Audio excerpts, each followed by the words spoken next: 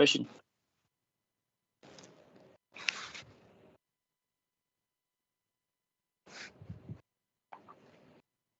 Question, do you hear me? I don't hear you. Okay, do you hear me now? I hear you now. Yeah. All right, sorry for that. It's from my side actually. So No, you said you have a Muslim friend with you, or you are the Muslim? no. I have a Muslim friend with me, Okay, and her name is Aisha, all right, and she she's a very great friend of mine, and I wanted to introduce her to you, and so you can talk to her. all right. She is Very welcome. nice person. She is welcome, and I will be happy to talk to her. Are you there? Are you there, Aisha? Yeah, I'm here. Thank you. You are welcome, sister. So, what do you think about your religion as a Muslim? I mean, I have not done a lot of research. I've been just like reading Quran and basically practicing my religion um, She's and I've fasting actually right now, just to give you a heads up. She is yeah. fasting, but the fasting in Ramadan is useless because you just abstain from food in the daytime, and then at night you eat like until the morning. So there's no fasting really. It's just a sleeping. I mean, that's a change in the day between night and daytime. Mm, okay. This is not really So a real fasting. Actually, in the month of Ramadan, as you know, people they gain more weight because they eat more, and food price go more crazy because they are eating more. So there's no mhm, fasting. It's kind of a cheating. We just change the day with the night. mhm. Yeah. So you were Muslim before? No, thank God, I never been one. You've never been Muslim? Okay. I don't wanna be rude to you, but this is how I talk. Don't take it against you. You know, That's fine. I Yeah, am I'm okay. smarter. I'm smarter than being a Muslim for a second, and I will tell you why. Okay. So When somebody says to me, if I ask you right now, what Islam is about, mhm. what you will give me definition, what Islam is about. Go ahead. I mean, okay, so just to tell you about me, I'm not a very religious person in general. I try to practice, but I don't have a lot of knowledge. I mean, so I might not be the right person to ask a lot of questions about Islam or references, but that's what I want to do. Actually, I want to dig deep into things about That's good. Islam and other religions. No problem. But you see, But I wanna know you as a Muslim. Why you are calling yourself a Muslim? But there's a base, right? so the main reason is that because I was born Muslim, Okay. and that's what of course, how if I'm not doing any kind of study or research, I've been just following whatever our families and all taught us since childhood. So that's the main Okay. reason. In base on what you learn, I don't know how old are you. How old are you? If you don't mind to I'm say. Yeah, I'm 33. 33. God bless you, and we pray the Lord will make you live longer. So, uh, uh, based on 33 years of age, what did you learn about Islam? What I've learned is so many times I've read Quran and it gave me so much peace and made a lot of sense to me. So many times when I've been through really tough times, I have read Quran and it gave me like so much strength and peace. And by reading Okay, verses, Aisha, I want you to help me. mhm, You said the Quran makes sense. mhm, I have a yeah, friendly challenge for you. Friendly challenge. Don't take me, What? mhm. Give me one thing in the Quran makes sense. Just one thing. Yeah. So again, so yeah, so I was talking to my friend who's in call, and who actually mentioned a few things that he pointed out that that doesn't make sense. I mean, yeah, I'm trying to do some research on it, but there are so many things. Like for example, if when I was through tough times and I read in Quran then that God will test you from by through your through different things. Like I don't remember exactly the exact ayah, but the people who will be patient will be rewarded and things like that. I mean, Hmm. and yeah, these things actually mm, gives you strength. And this is one example. And yeah, it does make sense, and there are tons of things that Okay, made. let us go with one by one. As long you are a lady, right?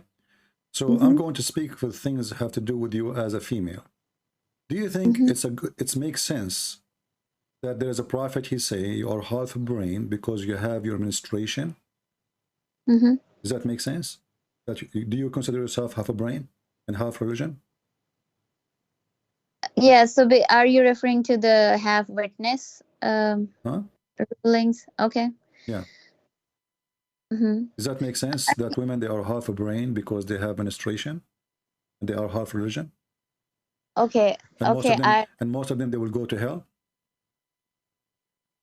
Most of them will go to hell. Why is that? Like, because they have because that. menstruation. Because they have menstruation. No, no, no, not because of that. It's because women tend to do more sins because women have more, they have to cover themselves. They don't, and they have to be more obedient because of their husbands provide for them, and they just not are obedient. No, let us see. You see, this is your prophet. He is speaking to Muslim women, and Mm-hmm. he want them to give charity. He want them to give him money, and because if they give him money, they will go to heaven. But look what Mm-hmm. happened. So Muhammad, he came to the women, and he said to them, you should give a charity and ask for forgiveness. I saw that Mm-hmm. the majority of women, the majority of females, they are Mm-hmm. going to be in the hellfire. They ask Mm, him, yeah. why is that, Allah Messenger? He Yeah. said, because you are cursing so much, meaning you are ungrateful toward your husband. Yeah. And then one of them, she said, and then he says, and because you have a lack of intellect and religion. Mm-hmm. You have a lack Where is of where does intellect this and religion. where is this This is mentioned? in the Sahih Hadith. This is in Sahih Muslim, in Al Bukhari. It's all over. Do you could you send me the reference? So I want to have all Yeah, those references, yeah, and sure. Yeah, sure. Here we go.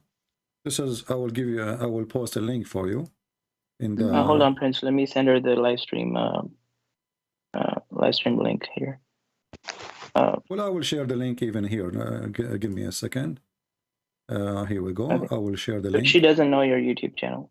No problem. Yeah, give her the my YouTube, and I will give her the link for the hadith. Okay. I just posted for That's for good. both of you. Mm-hmm. All right. Yeah, that's good. So here yeah, you just see. click this link. Yeah, here you see it says that Muhammad, he says that women they have a lack of common sense and intellect and intelligence. Mm-hmm. And when and this is a woman, she's asking why will go to hell? He said, I have seen none lacking on common sense and fearing in religion. And when they ask him, okay, what is the problem? Well, he said the proof of the common sense. Actually, this is the first translation. It says your intelligence, lack of intelligence, that you spend some night and days which you don't offer pray in the month of Ramadan. Why? Because they have their menstruation.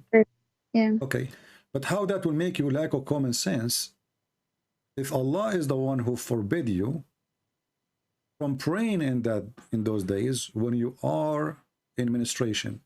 You are the one who forbid me, and now you are saying to me I have a lack of intellect. And what menstruation have to do with the lack of intellect? Okay. Yeah. Yeah. And Okay. I will give you more reference of that because this is all over. Yeah. And do you agree? Do you agree that women they are less intelligent and they are stupid and they are going to go to hell because they have a lack of common sense and the lack of intellect? I mean, yeah, no, but that's one way we are interpreting it. But yeah, I mean, the way you are interpreting it, yeah, it I am does not not. make. I'm just But reading. I It's need to. read with me. You give me interpretation as you Yeah, I wish. just read it. Yeah, I Yeah. read it. But yeah, I need to look more into it. But yeah, thanks for sharing this. I will look into it. But yeah, the way you are explaining it, yeah, Okay. it does not make Look, sense here it that. says, here they said to him, okay, Yeah. what is our deficiency? I just sent you another link. What is Yeah, our yeah, deficiency of yeah, intellect I and read. religion? He said the testimony of two women of you is the testimony of one man. So Muhammad, he put a rule that Yeah. one man is equal to two as testimony. And this is the proof that women, they are stupid. Mm-hmm. You know, Yeah. If I go right now, if you are married or you go with your family, you go to a wedding party and you come back with your brother or your father or your husband. Who is the one who will remember the details? The women or the man? Yeah, I mean, it depends, you know. No, it's not depend. No, not really. The women, she would describe what they are wearing. She would describe what they ate, even a year after. The man, he will not remember what he ate for lunch. It based on it's like who observe more and who can remember more. It's I mean, it depends. A man could be more observant of those things too. According to science, this is not even true, because women, they have a better memory and they remember details. And as long as we are talking about witnesses, this is not about intelligence. You do not need to be smart to say what you saw, right? You do not need to be genius. A kid, he can say what he saw. So here he is proving that women, they have deficiency in intelligence, and the proof that one man is equal to two in witnessing. But this is false narrative and false argument, because women, they have a better observation for details, especially when it's come clothing, jewelries, makeup, food, you know, details men, they don't even see, you know, they don't even notice. Right? Yeah. So in Quran it says if one would forget, the other would remind her, like that. Exactly. But how come the man? Why you don't say that to the man? What if don't the men forget to?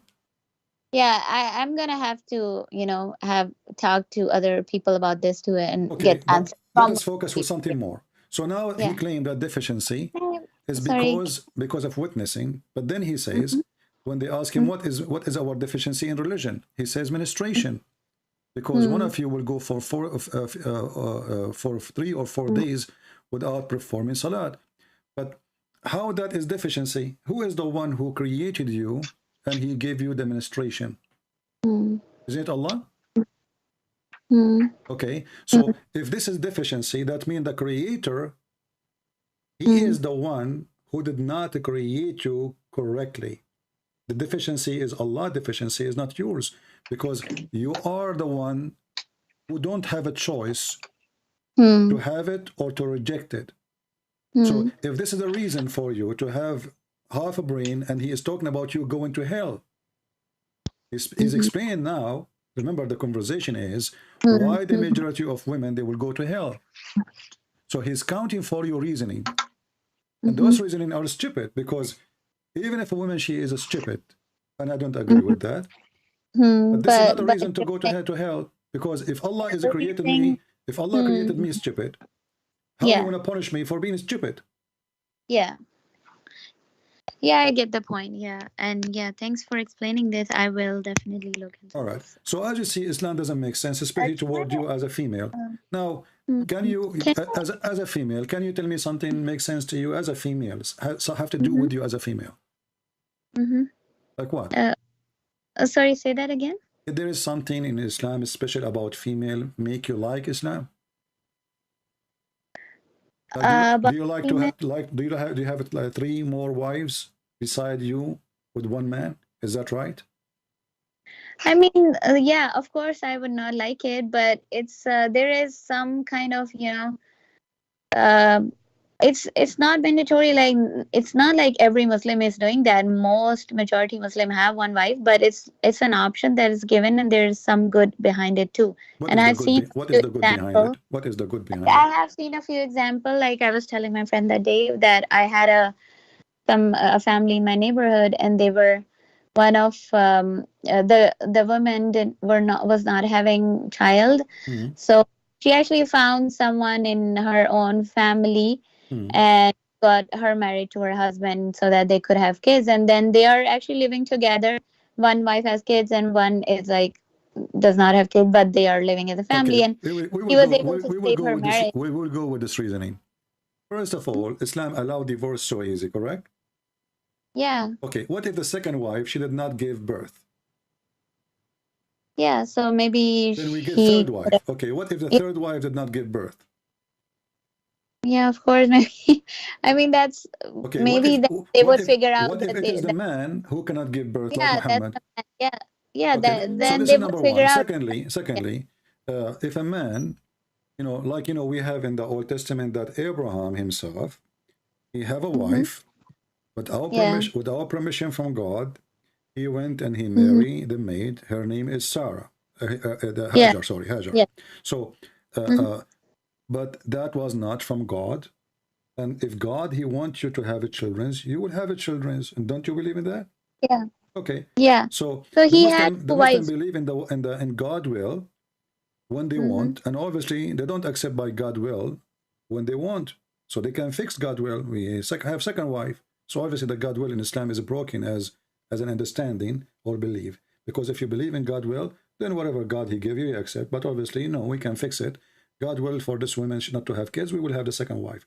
But what if God will is the man, he will not have children? Can the woman replace him and have second husband? No, so she can, I Why mean, not? divorce or marry No, she other man. cannot. Why No, not? she cannot. No, she cannot. In Islam, a Why? woman, she cannot ask for divorce because the husband cannot have kids. She cannot. No, I don't think so. She can. I mean, she No. can even have divorce. She can ask for divorce even if First of all, the one not. who have the right to divorce is the man. The woman, Yeah, yeah, she have a right to divorce, if we can call it a right, only yeah. in according to Muslim scholars these days. But in the old days, Mm-hmm, obviously, the one who was in control always is the Muslim. mm-hmm. If he did, you know, harm her severely, if he is not providing, she can ask for divorce, etc. But as long as the husband he bring No, food, you know, and he is doing his no, that's duty as not a right. man. Hmm? No, no. So I read so I don't have the reference, but I can right help now, you. but I read I, it. Uh, I can help you. Hold so on. there. If your husband divorced you, as an example, just show you how Islam abuse you as a woman. If your husband he divorced you 3 times, can he have you Mm-hmm. back? So there is there's 3 ways. I mean, no, not 3 times. After 3 times, no, but yeah, after Okay. Is it then. true that the women now she have to go and sleep with the new guy so can go back to the husband? Not sleep. She has to marry, and not like just for one day or something. Like properly marry for with the proper intention to actually keep the marriage. But if No, in any the no, marriage no, that's not end, true. You see, the prophet, a woman, she came to him and her husband did beat her until her skin is greener than her clothes. And then okay. the story unfolded, you know, like unfolded by the husband and this Mm-hmm, woman who came to Muhammad. mm-hmm, And Aisha, she said to the prophet, look, uh-huh, look, her skin is greener than her clothes. Why? mm-hmm, Because the husband is beating her. Now, what mm, happened? If we read more in this story, in the hadith, I will send you the link, that this okay. woman, she got married from a new guy, but she want to Mm-hmm, go back to Rifa. Rifa is the previous husband. mm, mm-hmm, And she thought, well, as long as the Quran says you have to marry, as you said, another husband, mm-hmm, I will marry mm-hmm, this guy and I will go back to the previous husband.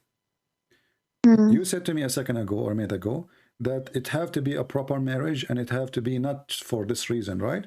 yeah. Okay, but look Mm-hmm, what your prophet said. Your prophet, he says, you cannot go back to him unless he tastes your juice and you taste his juice. He didn't say it's a proper marriage. It's going to be fixed marriage for a long time. She mm-hmm, have to taste, and I don't want to be rude with you. You are a lady, mm, yeah. but in a Muslim they say there's no shame in religion. The juice Mm-hmm, here is the orgasm. mm-hmm, Okay, he did not say unless you stay with him for 10 years. He said mm, unless you taste his juice and he tastes your juice. And actually, mm, asila in Arabic is the word orgasm. mm. So, Okay. what is the condition to go back to her husband? You have to test his orgasm and he have to taste your orgasm, and then you can get divorced and you can go back. Okay. Okay, so let us listen to this, what happened now. Who is the one is getting abused here? As you see, this woman, the poor Mm, woman, obviously, I don't think she cared for this guy, Rifa. She want to go mm-hmm, back to her children's. mm, The weakness point of a woman is her kids, correct? mm, Maybe the man is even a chimpanzee. Maybe he's evil. Maybe he will mm, beat her. But just for the sake of the kids, she let it go. So this mm, woman, she is desperate to go back. But who is the one who allowed the man to divorce easy? Muhammad. mm, So if we ask you now, what is the logic of this? You will say, Well, because it's going to show the man not to take divorce easy and not to divorce anytime you want, because if you do it 3 times, you know, that's it, you know, it's final. But look what happened now. This is not a penalty for the man. It's a penalty for the women, because he made the divorce so easy to the point you say one word. You don't even need to do anything. You do not need to go to the court. You just say a word and she is divorced. And you say it again, this is second divorce. And you say it again, this is the third divorce. You divorce her 3 times. Now she want to go back to her kids. The man, he said, okay, I will let you come back. But you cannot do that. You have to find a new man to sleep with him. And he have to taste your orgasm. So now we are forcing this woman to lose her dignity. Sleeping around with a man she is not, obviously she don't want this man, you know? And she is being forced to be with this man in order to make a trick around the rules of Islam so she can go back to her previous husband. Who is the one who's getting abused? Is the women. Why we don't punish the man for divorcing the women 3 times? Who is the one who's punished now? Yeah. There's one more angle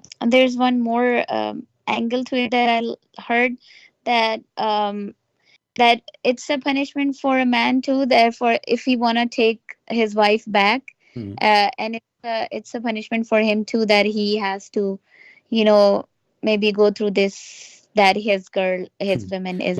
But who is the one who is, excuse my language, who is the one is taking off her clothes? Who is the one is being forced into sex? How that can be a punishment for the man? You Muslims, you have no problem if the woman, she married 10,000 men before you. Usually, so it's you are taking it from that perspective, like the woman is trying to come back, like she's a victim. She's wanna come back because of her. Isn't she a victim? Maybe. He is the one who divorced you. It's not you who divorced him 3 times. He divorced her 3 times, so she's a victim. No, it's like maybe, for example, a man really loves his wife, and he, for any anger reasons, he actually divorced her, and now he's regretting and he want her back, and now he has to go through that. Maybe, you know, it's a punishment that now he has to actually know that what did that fix the problem? Somebody. Still the man, after he have her back, he can get angry again, divorce her again, first, second, 3 times, and now we have to find a new husband to sleep with my wife, and then I get her back. I mean, what kind of religion is religion? This is hippie. You know, what is the logic behind this? Did we fix the problem, or we are creating more problems? So now she will sleep with this man. She might have kids from him, even if she sleep with him one night. So her life is broken. Why? Because we have religion take and give the right only to the man, and the woman, she is just a victim.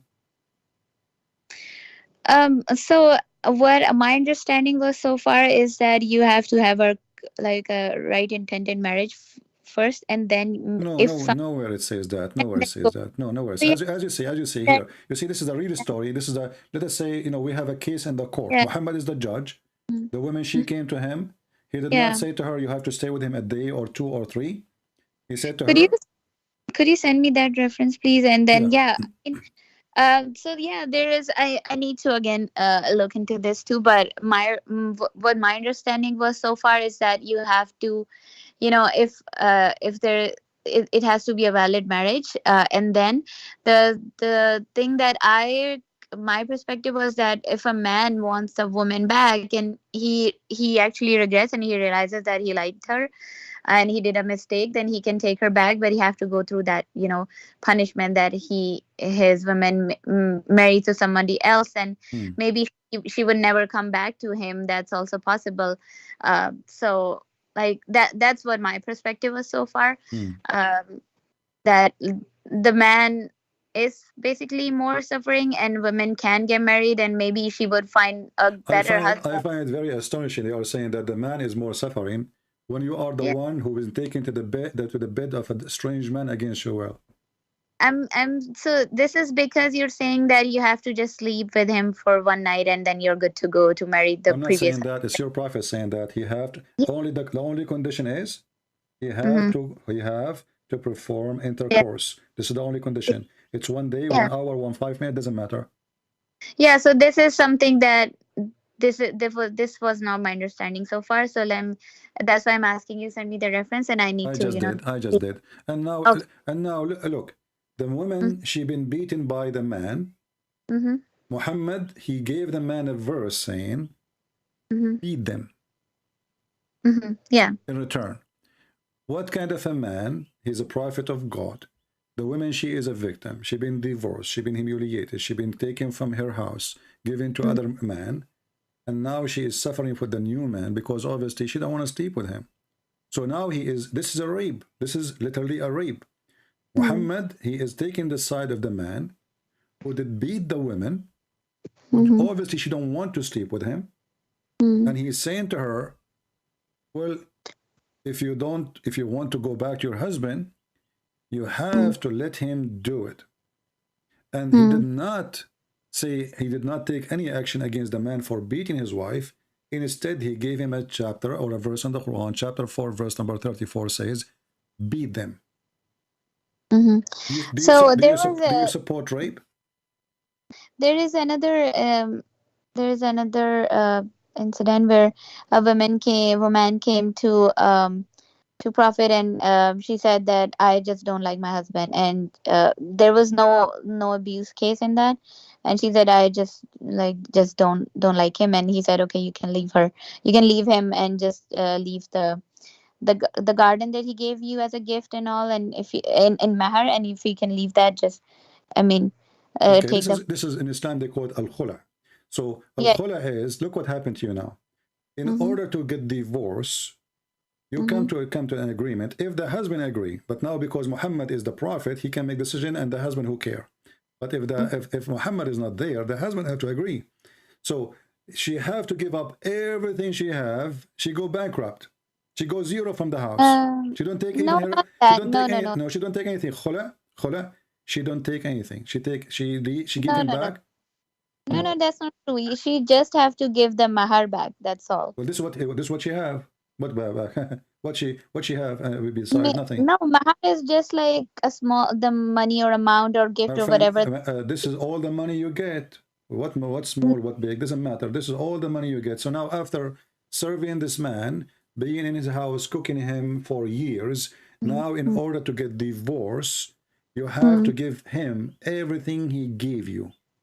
Not everything, just the mahar amount. That's maybe $1,000 that he gave, and if you want to get rid. So Okay. the intention behind that too, because for example, if it's not always that women is victim. Maybe she want to marry somebody else, or maybe that's her. Okay, hold She on. just want Okay, to be with. let me ask you. Let me ask you. First of all, you are saying things it's not true, but we will go back.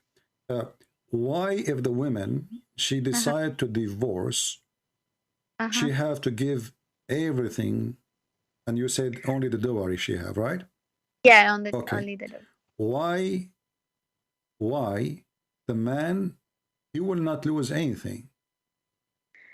Why the woman she lose everything? Why the man, he do not need anything, any approval of anyone? He just said divorce, and you are divorced. Why the woman she can say you are So divorced too? yeah, so in Islam, actually, men are the protector, maintainer, and provider. So he has been taking all of his it's like he's responsible for feeding her, providing her food, shelter, and everything, and he's been maybe providing her for a year or two or whatever. But after that, maybe the woman could be evil too, and she just wanna leave because of XYZ reasons, whatever. But and then she could, she could. And what if she leaves? So if the what I think is intention behind it is, for example, a man wants to marry, then if a man needs to marry another woman and she's leaving, so she should give her and give her the meher. And if the man demands it, that's what I've heard. But if she gives the meher back, for example, $1,000, it doesn't compensate all the 2 years of fine spending that he did on her, but it's just maybe $1,000 that she would give back, so that if he want to marry another woman, and he will have money to give meher to the new one, Okay. so that yeah. Let us go for the basic. If the woman she want a divorce, do the man have to agree first? Uh, I mean, since Prophet Muhammad actually, he said, okay, you can, no, she, if, what was your question again? Like in Khula, you're Who is the saying, one who is still, even if the woman, she said, okay, mm-hmm, I will give you your dowry back, as you said, and I will show you reference that it says not only dowry, it's up to him. He can ask for more. But who is the one in charge to agree or disagree about this agreement? It's the man only. yeah, but yeah, it's the man. Yeah, And this but is the hadith in front of you in the screen. He said that the one إنما الطلاق لمن أخذ الساق بالساق. So the one who is the one in hold of the divorce is the one who is the husband. The woman, she can ask for it, but it's not the man, it's not the woman who can decide. And this is your Islamic website. You know, I don't know if you speak Arabic or not. Al-Islamu su'alun wa jawab. They are asking about what is al-khula, what is the right way to do it. You will see right away. I will translate to English. It says he will ask for whatever he paid or more. It's up to him. So now he is in control. The woman, she, let us say this guy is beating her. This guy, he is making her life horrible. So he will keep making her life horrible until she agreed to give him whatever he gave her and even more. Do you see it? It's on the screen. Whatever he, in his compensation, is the dowry he paid her, or more or less. It's up to him. So when you said to me, no, only the dowry, you were wrong.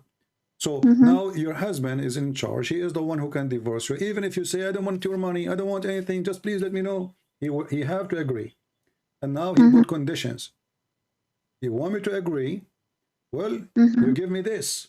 Maybe he asks even for more. Maybe he for less.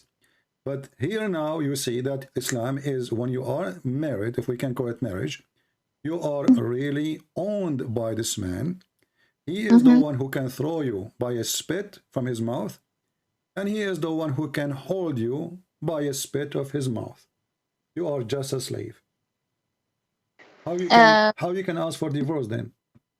If the man, he have to agree.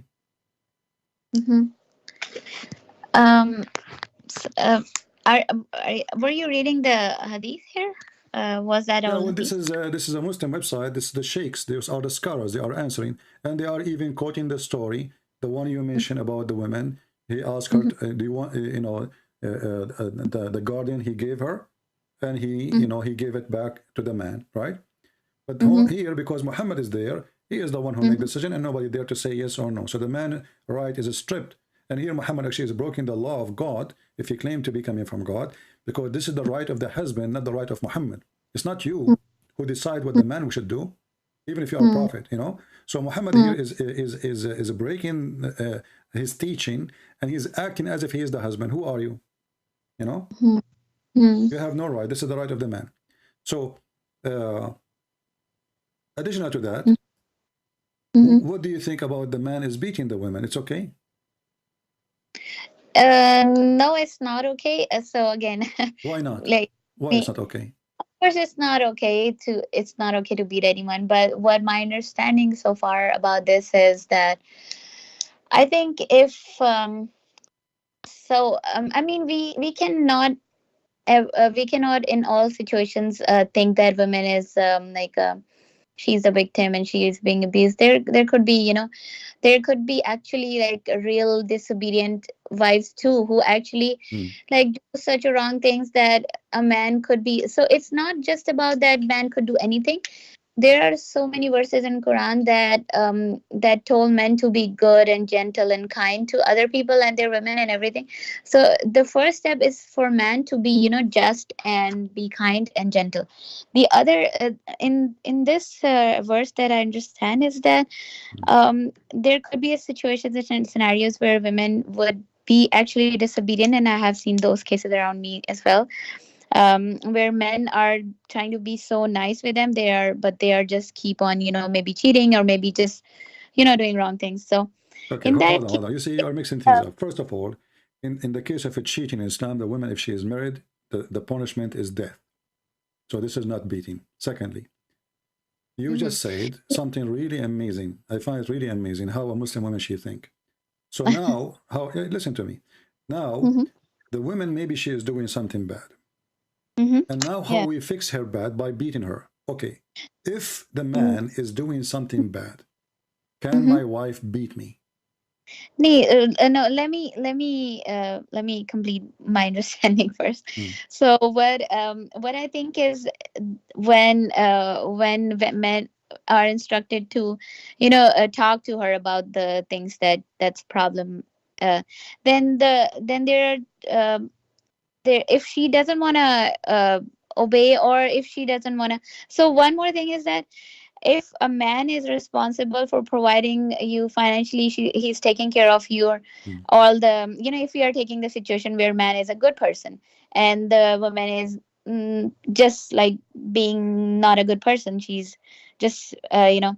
not a good wife, and in that case he's providing her with food, shelter, and everything, Mm. but she's not being a good wife. And then in Mm. that case, if he talked to her and about this problem, and then if she still doesn't wanna Mm. um continue, if she wanna continue disobeying him, she can just leave him.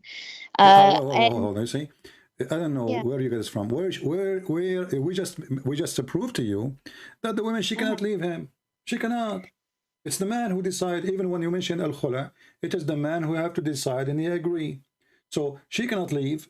And if she try to leave by herself, he will beat the hell of her. Even in Islamic country, they have the you know you call the police will arrest the women. It's called Baytul Ta'a, the house of obedience. So he called the police. He said, my wife, she ran away from me. The police, they put her name as if she is a criminal, wanted. Wherever she will be found, she will be arrested immediately, and she will be sent to her husband with the cuffs in her hands. Is that true or not? uh I didn't know that. Yes. Where does this? You can search it. It's called the House of Obedience, Baytul Ta'a. So she Okay. cannot leave. And now look at this. Mm-hmm. You are saying the woman, she is bad, and she don't want to listen. How that can fix a woman behavior? And I ask you, if the man is bad, can the wife beat him? No, but she can. What? Why Okay, no? what Why my no? Why I can beat my wife if she is doing bad? Why Mhm. I cannot be beaten by her or by her family when I am Mhm. bad? Yeah, I mean, what she can do is just leave him. That's what I felt My, like. my If friend, you see, you are creating your own rules now. You cannot just leave. You will be arrested.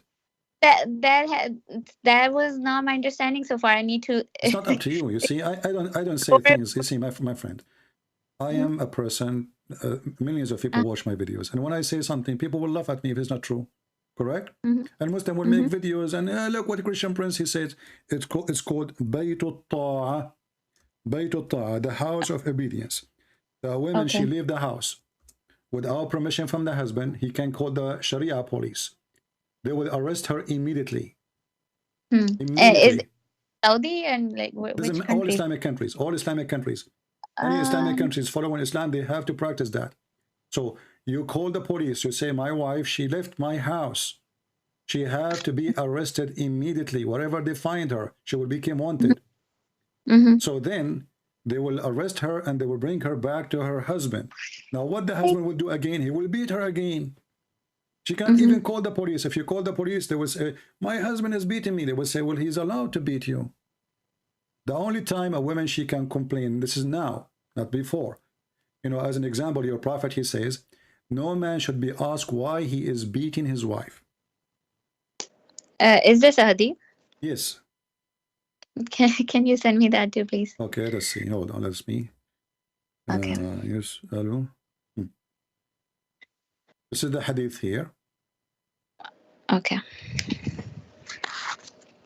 It says here, Omar reported the Prophet saying, a man will not be asked about he beat his wife. Why he did beat his wife. Nobody can question Where him. where where did you send it? Let me send it to you. Here we go. I will send it to you in Skype. Okay. Okay. Okay. All right. So the man cannot be questioned for beating the wife, but the women, she cannot beat the husband if he is filthy. How many husbands, they are evil, they are bad, they are disgusting. They are, even if they are cheating in Islam, she cannot leave him, even if he cheat. Even if he cheat. Even if he have, let us say you marry a guy and then he decides to marry a second woman. You don't want to live with second woman. Can you leave? No. He will beat you. No. So about the cheating, is the punishment is to death. Yeah, but you cannot prove it cheating in Islam because you have to have 4 witnesses. It's impossible. And not only that, excuse my language, you have to see the private part of the man going in and out, as your prophet said, like an inkwell. How in the world we can find 4 men? And they have to be 4 men, by the way. Women are not accepted because women are stupid. So they have to be 4 men. Imagine, I'm not saying about you, I'm saying like a Muslim woman, she is cheating her husband. And now the husband, he entered the bedroom. He found a man, or she is, excuse my language again, in the top of her, or she is on top of him. Having sex, they are naked.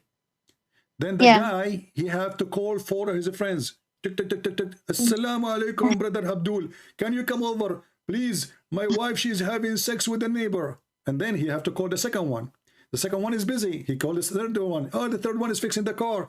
The fourth one. Oh, the fourth one is buying tomato. So I have to find 4 witnesses. And then after they come, if the guys stay there, they have to see. It's not enough to see the man in the top of her having sex. They have to see his private part. I'm trying to be polite as much as I can, you know. They have to be. No, I get. Yeah. So they have to see his private part going in and out. But this witness is for men and women both, right? And to accuse, basically prove both the guilty for both of the genders. It's the same thing, right? And it's the same punishment for both men and women, right? But look, hold on. You see, you are not even listening to me. You said if he is cheating. Yeah. How the woman, she can call 4 men to prove he's cheating? She can't even leave the house. And same goes for. She cannot leave the house. She cannot leave the house. Yeah. And how in the world a woman, she have to find 4 strange men, and those men, they will go inside the room, and they have to see. Do you know the story? Do you know the story of the man, the witnesses with the caliphate? When he asked the first one, did you see his penis going in and out? He said yes. He asked the second one, did you see it? He said yes. He asked the third one. He said, what I saw her leg around his neck, and they were shaking, her shaking. They are shaking like the ears of a donkey. The caliphate, he did beat them all. Why? Because one of them, he did not see the private part of the man going in and out. So now look what happened. We have 2 at least. They saw it going in and out. We have the third, he saw them naked, and he is on the top of her, and her legs around his neck. All of this is not a proof of adultery yet. So it's proof of what?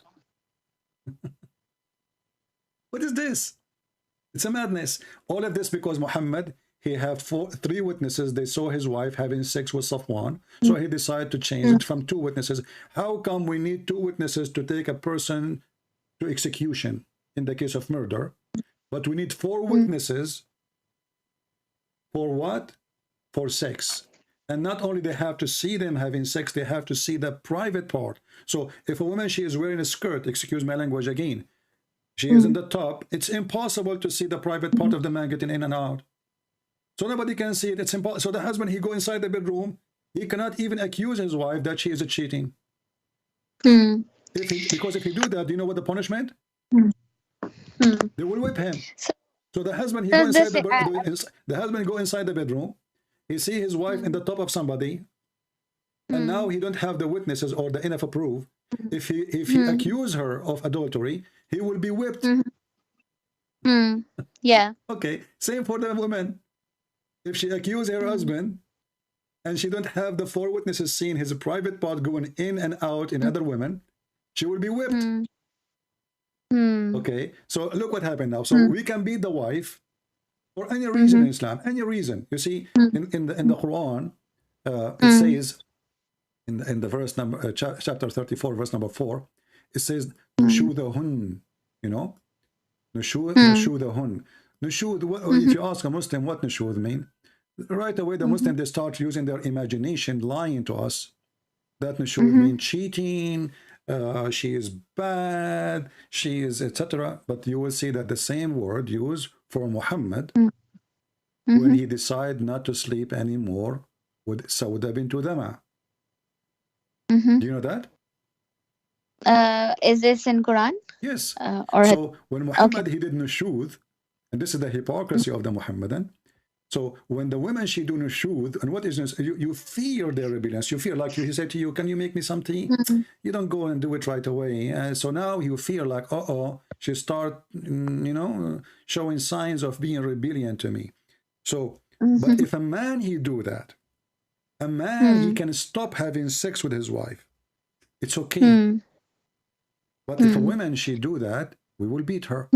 If you go in the same chapter, chapter 4, you see, we have the same word appear twice in the Quran. Once in chapter 4, verse number 34, and because it's about female, it says nushudahun, hun for like female, otherwise it's the same word. So nushud, and then the word nushud. Here, the chapter 4, verse 128, it was about Muhammad doing nushud. What is the nushud he is doing? He don't feel like sleeping with this old woman who is his wife. Her name is Sauda. So look what happened now. If there is an nushud from the husband, you can come to an agreement. But if there's an nushud from the woman, we can beat her. So I have let me share you my understanding is because, so again in Quran it says that men are like one level above women because they provide for them. That's the main reason why they're one level. Otherwise, maybe they're just so they provide for her. So if they're, providing financially is a big thing. I will go with you just to show you. I don't want to call you not smart, but listen to me. So Muhammad, he was the husband of Khadija, and Khadija she was the rich. Yeah. And now Muhammad is not working because now he announced himself as a prophet. Yeah. Khadija is the provider, especially in the beginning. So can Khadija beat him at that time because the one who provide can beat the other one who don't provide? That's not that's true. In that case, Khadija and Muhammad was not the provider, and he was not the. He was not one level above her, and they were about the. Can she beat him? This is the question. Now she is the provider. Can she beat him? Because you said to me, because he is providing, well, he can beat her. So now, you see, my friend, I don't know what are you talking about. In America, I am a provider for my cat. Can I beat my cat? I will go to jail. In America, I am a provider for my dog. Can I beat my dog? I go to jail. So you are saying to me, just because you give somebody some food in his mouth and panty and underwear and a bra, now I can beat you. What kind of evil logic is that? Yeah, I know. I'm not talking about beating. No, we are talking about beating. We are talking about beating. The verse here is about what? The man in charge of women, because Allah has made one of them excel the other. So look at this madness. Who is the one who made the one excel? Allah, correct? So right away you became a victim because he made him excel. You see, we're not talking about the leader of the house now, because even in Christianity, the man is the leader of the house. But now you became excel. Excel in which way? Excel in the point that you can do anything with the wife. You can jail her. Actually, the verse says, وَهْجُرُوهُنَّ فِي الْمَضَاجِعِ, which means you jail them in their rooms. All of this, why? Not because they commit any sin yet. They did not. If you fear, this is what the verse is saying. وَاللَّاتِ تَخَافُونَ. You fear. They did not do it yet. So what we do, we beat them, we punish them. If they obey you, seek not a way against them. So what is the purpose of the beating? To make them obedience, correct? Isn't it this what you do with the donkey? The donkey want to go to the right, you hit him so he goes straight. Do you think you're a donkey? So so far what I've been, I have to again talk to people and look into him this, but what my understanding was so far that a man, if he's providing for his wife and she's not being a good wife, and then she may just, if they're talking and if he stops sleeping with her, and she may just leave, or Like She cannot leave. This is a fabrication. You yeah, are making things up. I just showed yeah, you that's even the what my reference. understanding is so far, right? My friend, you are saying things from your own. This is Yeah, not that's Islam. The woman, she cannot leave. And if the man, he is beating yeah, her, that's what I need uh, after 2000 years, 2022, now some mm-hmm, Islamic country, they are start making law. If a man, he did beat his wife severely, she mm-hmm, have the right to ask for divorce after a hmm, lot of a pressure from United Nations, from the American, etc. hmm. But in Okay. Islam, as didn't I show you in Right. front of your eyes that the Prophet said no man should be asked for Hmm, why he is beating his wife, hmm, hmm. right? Yeah, Okay, so the man, he has absolute right in yeah. what he do, you know?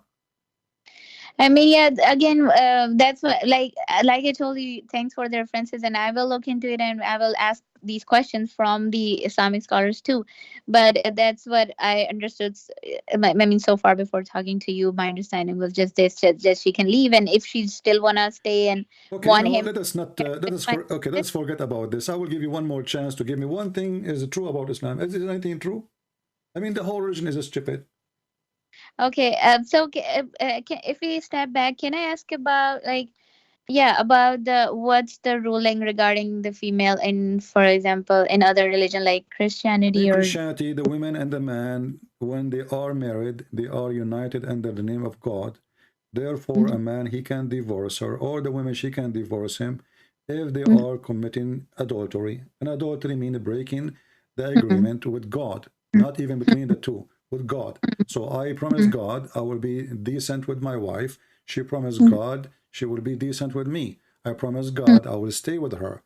She mhm, promised God she will stay with me. I promise God I will do my best to provide her, etc. So when I broke my command with mhm, God, then mhm. and only then divorce can happen. The man, he cannot divorce his wife because his wife she getting older, Like or she they is both not getting pretty, or because they he met a new girl. do they have both do they both have equal rights? They have the Okay. man is in charge of the house. The man is in charge of the house, you know, but Mhm, he is going to be the same as a Christ who served the church. So the Bible says, and this is what Jesus said, you know, mhm, the man, he gave himself to his wife, the same as the mhm, Messiah gave mhm, himself to the church. So the Bible making the women equal to the church. The man is the Lord of the house as a servant, not as a master. This is what Jesus was. Jesus, he washed the feet of his disciple. mhm, He did not ask them to mhm, wash his feet. He washed their feet. So the mhm, master, this is what Jesus says, the master is the one who serves.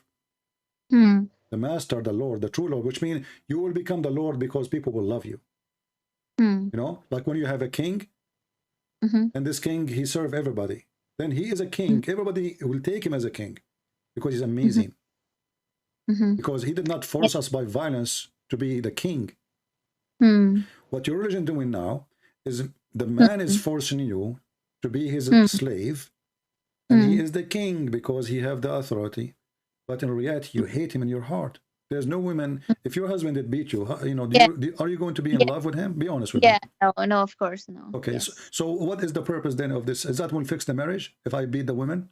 If you just said, if my Yeah. husband beat me, I will not love him. You said, of Yeah, course, no. yeah, yeah, and that's not gonna fix the marriage. It will be just like you just don't start hating him. Yes, and So then what is the purpose? You see, is Allah teaching us wisdom or teaching us madness? I mean, yeah, I mean, okay, yeah, No, I you see, you're trying. I feel that you are trying to escape the answer. no, no, I'm not You trying just to escape. said, Yeah, I mean, I'm I'm thinking about whatever you're saying, and yeah, of course, I mean, yeah, I will think about it, talk to people, like, yeah, but no, your points are valid, and I really appreciate you yeah. So explaining we all did that. not fix the marriage here, you know. We did not Yeah, fix yeah, the marriage. true. If a Muhammad want to fix the marriage, we say, well, talk to her, you know, try to see a reasoning. And you know what? If you guys don't want to live together, okay, go in peace. That's it, done. You know. But Yeah. beat her, Yeah, I can relate to this because like if my husband is, even he loves me or I love him, but he actually beat me sometime, that would make me like, yeah, I mean, he will know, I might not be able to respect him You that see, way ever. in earth you are not respected. In heaven you are not respected. In the heaven, is it true that Allah will jail you inside the tent just for sex? What? In earth you are disrespected. A man, he beat you, he can have many of you, he can replace you as he wish. Is it Mm-hmm. true that even in the heaven of Allah you will be jailed inside the tent and you are just made for sex? I mean, is that what Allah said, or are Yeah, you? that's what the Quran says, chapter 55 verse number 72, and you can read any interpretation. All Muslim women in heaven, Mm-hmm. they are given to the man, they will be jailed in the tent. The God in Islam, even in heaven, he, you give you a tent. He's a Bedouin Arab, what you can say. So you will be Mm-hmm. jailed in your tent, and you Mm-hmm. cannot leave. You cannot see anyone. Nobody can see you. Nobody can meet you. Nobody can even say hello to you. You are Mm-hmm. jailed for sex inside. You are restrained. Mm-hmm. Chapter 55, verse number 72. Is that fair?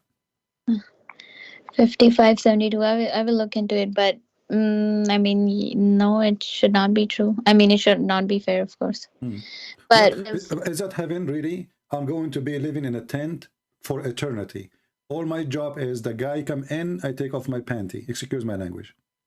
mm, I cannot see anyone. Nobody can see me. I don't even have a window.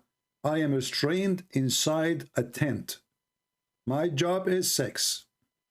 And this is supposedly a reward. mm-hmm. You know what Jesus said about women in heaven? Mm-hmm. When they asked him, this woman, she married a husband and told her second husband, who is going to be with her in heaven? He said he and she, they will not get married.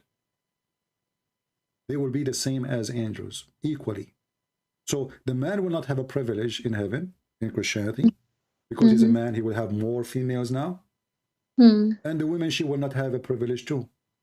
For both of them, they will not get married. They will be the same as angels. What same as angels mean? That you will be God, he free you from your needs. And God of Islam, he make you addicted, especially for sex. So you will be free like angels. Angels do not need to have sex, do not need to eat, do not need to sleep, do not need anything. They are free. And the best gift to give is freedom, is it?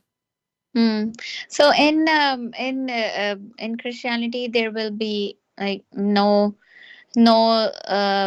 sex or anything like that in heaven or afterlife. There is Yes. nothing. Okay. Yes. And There will not be, because you see the reason, first of all, sexuality, God, he did not create it just for a man, just to go and, as a desire. It's just to make a family, to reproduce. Because if God did not put that inside us, we will not do it. It's going to be like going to work, Why would I do it if there's no joy, So the joy the reason for the joy is not to be filthy, not to sleep around, but to have a family. The man, he like a woman. The women, she like the man. They need each other. They have a desire, and this desire should be in a marriage. And then we make a family, and then the family will have kids, and then the kids themselves, they will establish a new family. So it's a gift of reproduction. God, he made Adam and Eve, and then he gave the gift of reproduction to the human. yeah. But when we make the heaven is nothing but sex. Even the Quran, he promised Muslim men women with big boobs. Yeah. So again, about that I try to read. So it was about like, so what I was searching about it, it says that there is some terms that it's used in Arabic language for different age women. So this is the term that's used for like fully like the women who just like um, grown into a woman, No, and first like of all, at the of those are not even women. You see, uh, if you read the verse says kawaib, doesn't say even women. yeah Kawaib. So yeah kawaib, Kaaba, mm what Kaaba mean? yeah. Kaaba is Cube. the cube. Cube. Yeah. Okay. So he is describing how their breast will come out like a cube, Mm-hmm. And a trap, which means all of them, they would have the same size, the same look. A trap, coming from the word turab. Turab means dust or, dirt. So atrab, all of them like the same sand. All sand have the same size. Like you go in the desert, you grab a sand in your hand. All of them, they are the same size, the same look. Like there's no difference between one sand and sand, at least in the naked eye. So all those women, doesn't say really anything about age, as they claim to be it's about age. All of them, they will have a cube breast, and those breasts are coming out firm, strong, like a balcony. Now, if I ask you, why this is important? What kind of God is God? Is that a Hindu God, sexual God? Is that a hippie God? Why he is trying to tempt me by where is love? You know? Don't you think love is missing here? So I don't even know who is this woman. She don't even know me. Or what I need to know about her, that she have a private part, excuse my language, never been touched by a genie. Even the word is used is yatmuthuhunna, which is very filthy, which means nobody entered there and broke their skin and made them bleed. So he is not describing the love between me and her. He's describing her boobs. He's describing her vagina. And each time I sleep with her, Allah will make her a virgin. Where is love? Where is family? Where is the humanity? We became just a bunch of animals. So how does a Christianity heaven looks like, is described? Well, you know, like the first heaven we have, it was a garden, and the garden was on earth, not in the sky. You know, when we say the garden of Eve and Adam, they were not really in the sky; they were on earth. So this is the garden which have the normal trees. You know, I mean, they do not need to work. Everything is easy. Adam and Eve and live in the garden. But the heaven which we are going to be in with God, obviously, is going to be different, and we will be different because we are free from our needs. That's why if you go to Mark chapter 12, you will see how the Lord, he mentioned that those who are going to be resurrected from death, they neither marry nor are they given into marriage, but they will be the same as angels. So now heaven the heaven exists right now in the way it is for the angels is not going to be different for us, because angels do not need trees, do not need food, and they don't have sexual desire, and they don't get aged and old, and they are living happy by the Spirit. So if God can give me a joy, like when you bite an apple or an orange or a banana, you enjoy the taste, correct? And who is the one who gave me that joy? God. He gave me the ability that my tongue can feel something special about it. So if God, he can make from a banana a special joy, can't he make a higher joy have nothing to do with the banana? He can, right? So this is what Christianity is about. So you will be happy, and happiness cannot be described, but not by sex, not by, because we are talking about God. Being with him, being in his presence is a big joy itself. And being free, you know, imagine I have a car, I do not need to buy gas. I will be traveling the world, you know? What is preventing me now, that the gas price is so scary, I don't want to even go to the store. I try to do shopping for 2 weeks now because I'm not going to spend money. I'm scared of going out. So, but if I have a car, do not need gas, and I have a stomach, never get empty and never feel hungry, and if I have a body, never get sick. Who need doctors? Who need medicine? So all our needs will be dropped down. In Islam, is the opposite. In Islam, you will be more sexually addicted. The prophet, he described, my book is called Sex and Allah, you can read it. You will die laughing at how Muhammad described heaven. It's disgusting, by the way, but you are 33 years old, so you can read it. But you will see a description. You will see how huge difference between what Jesus said about heaven and what Muhammad, he described his heaven. He says even dahman. It's, I don't want to describe for you, it's disgusting. And and this heaven, like even the size of the private part is scary. Envious. The women, she have a vagina fit for that penis, and the women, her ass is 1 mile, and the boobs is so big. I mean, what is that? And when you go in if you speak a little bit Arabic, there's many videos on YouTube. They describe for you what will happen to the man when he entered to the whore. They will jump on him. One, she will be kissing his mouth. One, she will be sucking whatever. I don't want to go there.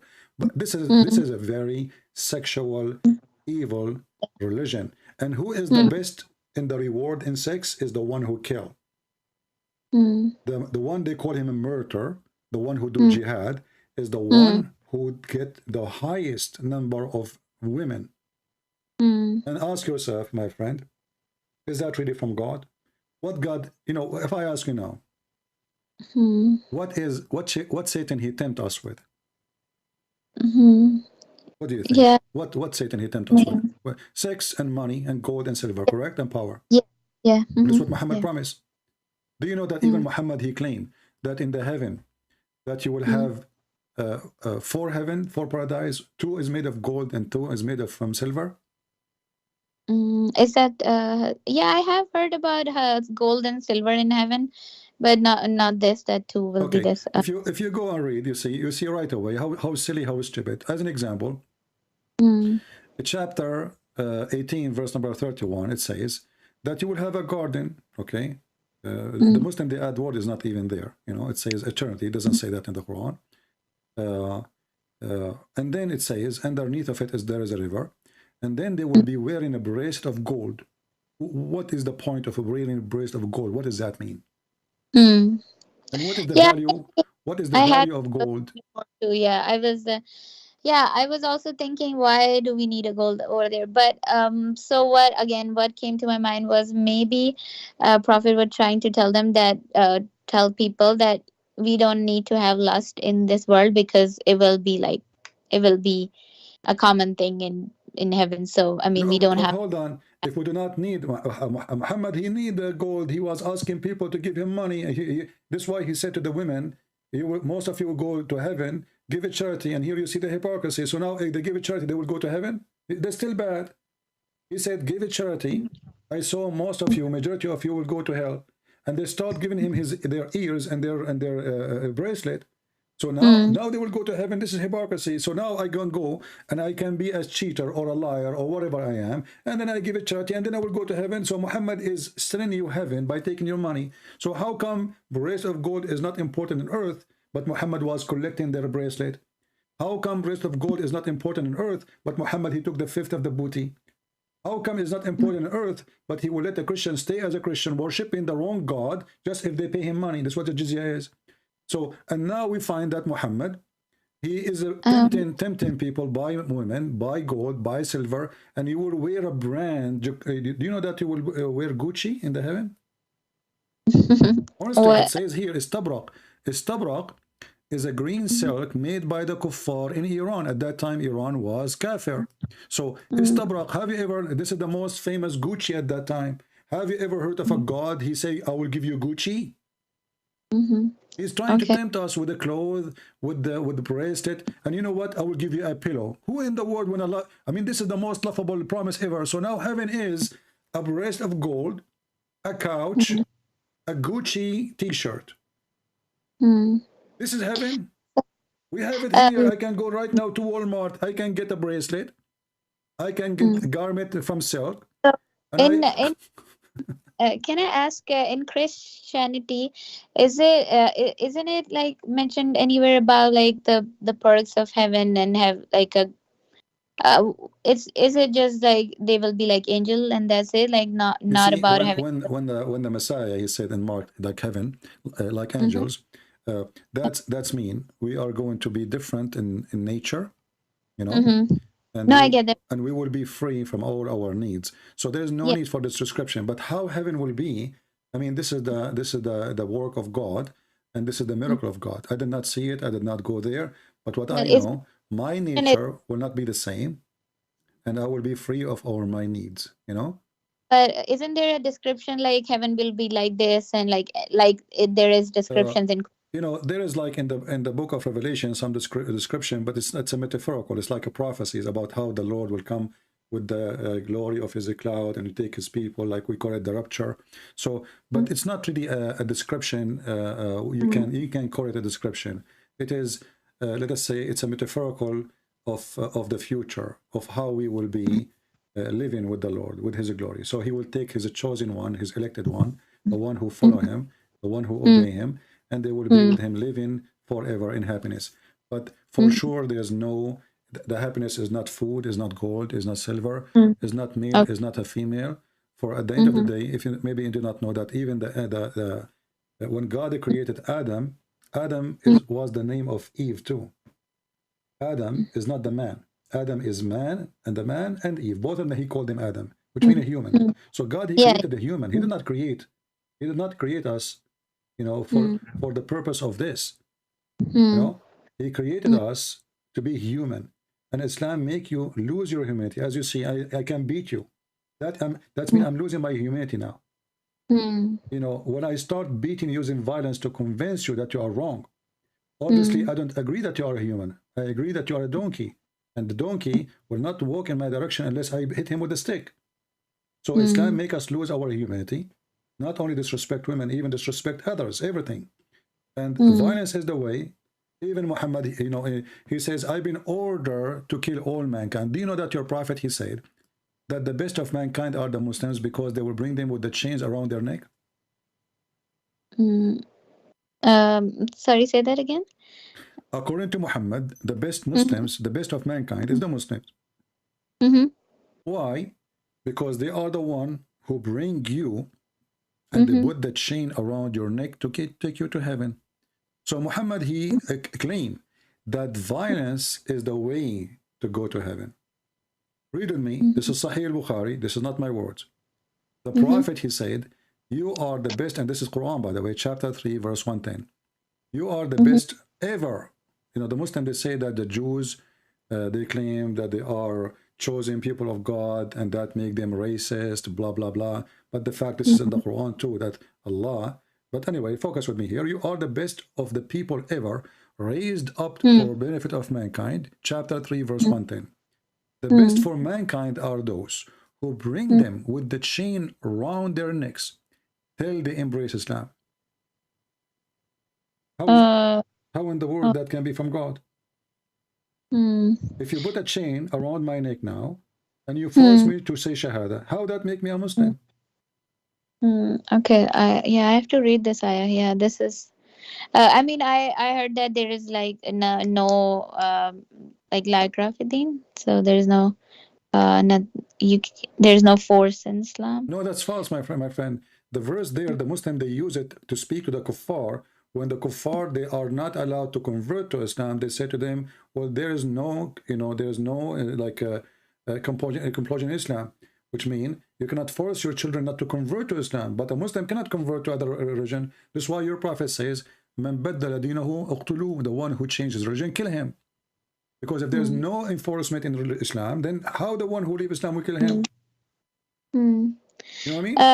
I actually heard that there was some situations where this was called, and because they were hypocrites who were actually it doesn't matter, my friend. Let us say I have a son. He is a hypocrite. He's a liar. He is filthy. He is whatever, you know. And he don't want to be Christian. Okay. Yeah. Either the law says kill him if you leave, or don't kill him. There's no special situation. It's a choice. Actually, it's more healthy if he leave. Why you want to be a hypocrite who live? Because now you are creating hypocrisy. Because you don't let them leave. So you are forcing them to say we are Muslims, but yet they don't want to believe in Islam. So now we have, this is why Islam is messed up. You know? The second you give a freedom for a Muslim, like as an example, Muslim women, I'm not talking about you. I remember once we have a bunch of girls. We were taking a taxi between two cities in the Middle East. The girls, they were wearing hijab. The hijab, the kind you can't see anything. That's it, you know? So they took the taxi with us and we stopped in the city, but our trip is like long journey. So they drop in the second city. And now the taxi driver, he said, we have the three girls stop. If you pay for their seat, we can continue. If not, we have to wait in the office. They have an office for the company to get three passengers, so they can, you know, to fill up the car. So you know what? We are a student. We cannot afford it. So we were waiting in the office where he dropped the girls, and after like 20 minutes, three girls they came. They are wearing short skirt. They are wearing, you know, like those like a Spanish style where the women showing her shoulders, and you know. And they came and they said, Abu Muhammad, we forgot a bag in the trunk. The guy, he said, but you did not come with me. He said, no, we come with you. He said, no, you did not. He said, no, we did. And they start telling him stories he was telling to us, because we are in the front seat, the two guys with the driver, and those like Mercedes, the wide one. So, and the three guys in the back. So they start telling him the stories he was saying to us during the time he's driving. He said, what? But the one who came with me, they were in hijab. I said, yeah, our parents are not here, they are coming to school here. So in the front of their parents, they are wearing hijab, no makeup, blah, blah, blah, blah. The second they go to different city, they are different creatures. So Islam is forcing people to be hypocrite. Obviously they are not confused. They are not like they are not comfortable with the clothes they wear as Muslim, but they've been forced to. And this is happening to all Muslims in the world, unless you live in the West. And even the one who live in the West is under a lot of pressure. Who dare to say? So if you want to know, if you know religion, this is why in the Quran, I don't know if you know the story of the Muslims who say we are Muslims. Muhammad, he said to them, don't say we are believers. They say we are believers. They say, don't say we are believers, we are Muslims. You know that? Yeah. So what's how they can be Muslims, but they are not believer? What do you think? How Muhammad is saying to them, say we are Muslim, but don't say we believe. So the ayah is like that they say that they are the believers. They are not the believers because they actually, because the religion or Islam did not enter their hearts. They just on exactly, their but he is saying to them, say we are Muslims. He is saying to them, don't say we believe, don't say we believe, say we are Muslims. So how he is allowing you to call yourself Muslim when faith never enter your heart? Yeah, I mean, Muslim is a title. If I say I'm a Muslim, but yeah, it's like a title, but if I'm not believing it from my heart, so it actually shows that your intentions matter, No. It says not a that, believer. no, it shows the opposite. Your intention, it doesn't matter. What matter is you say we are Muslims. So Muslim is not a believer. Muslim is somebody is forced to convert to Islam, and now he is saying to them, don't say you believe, for belief, faith never enter your heart. Say we are Muslims. So now those are Muslims who they never have faith. So why they become Muslim then? Do you know why? Because Muslim means surrender. Muslim means surrender, not to submit as they lie and say to us. So when you surrender in war, you don't choose. There's no options. There's one option only: surrender or die. So they surrender, and the Muslim, they lie to us when they say Islam means submission. You surrender to Islam, but we know that you did not believe in Islam because you surrender. You did not choose Islam by yourself. We force you to convert to Islam.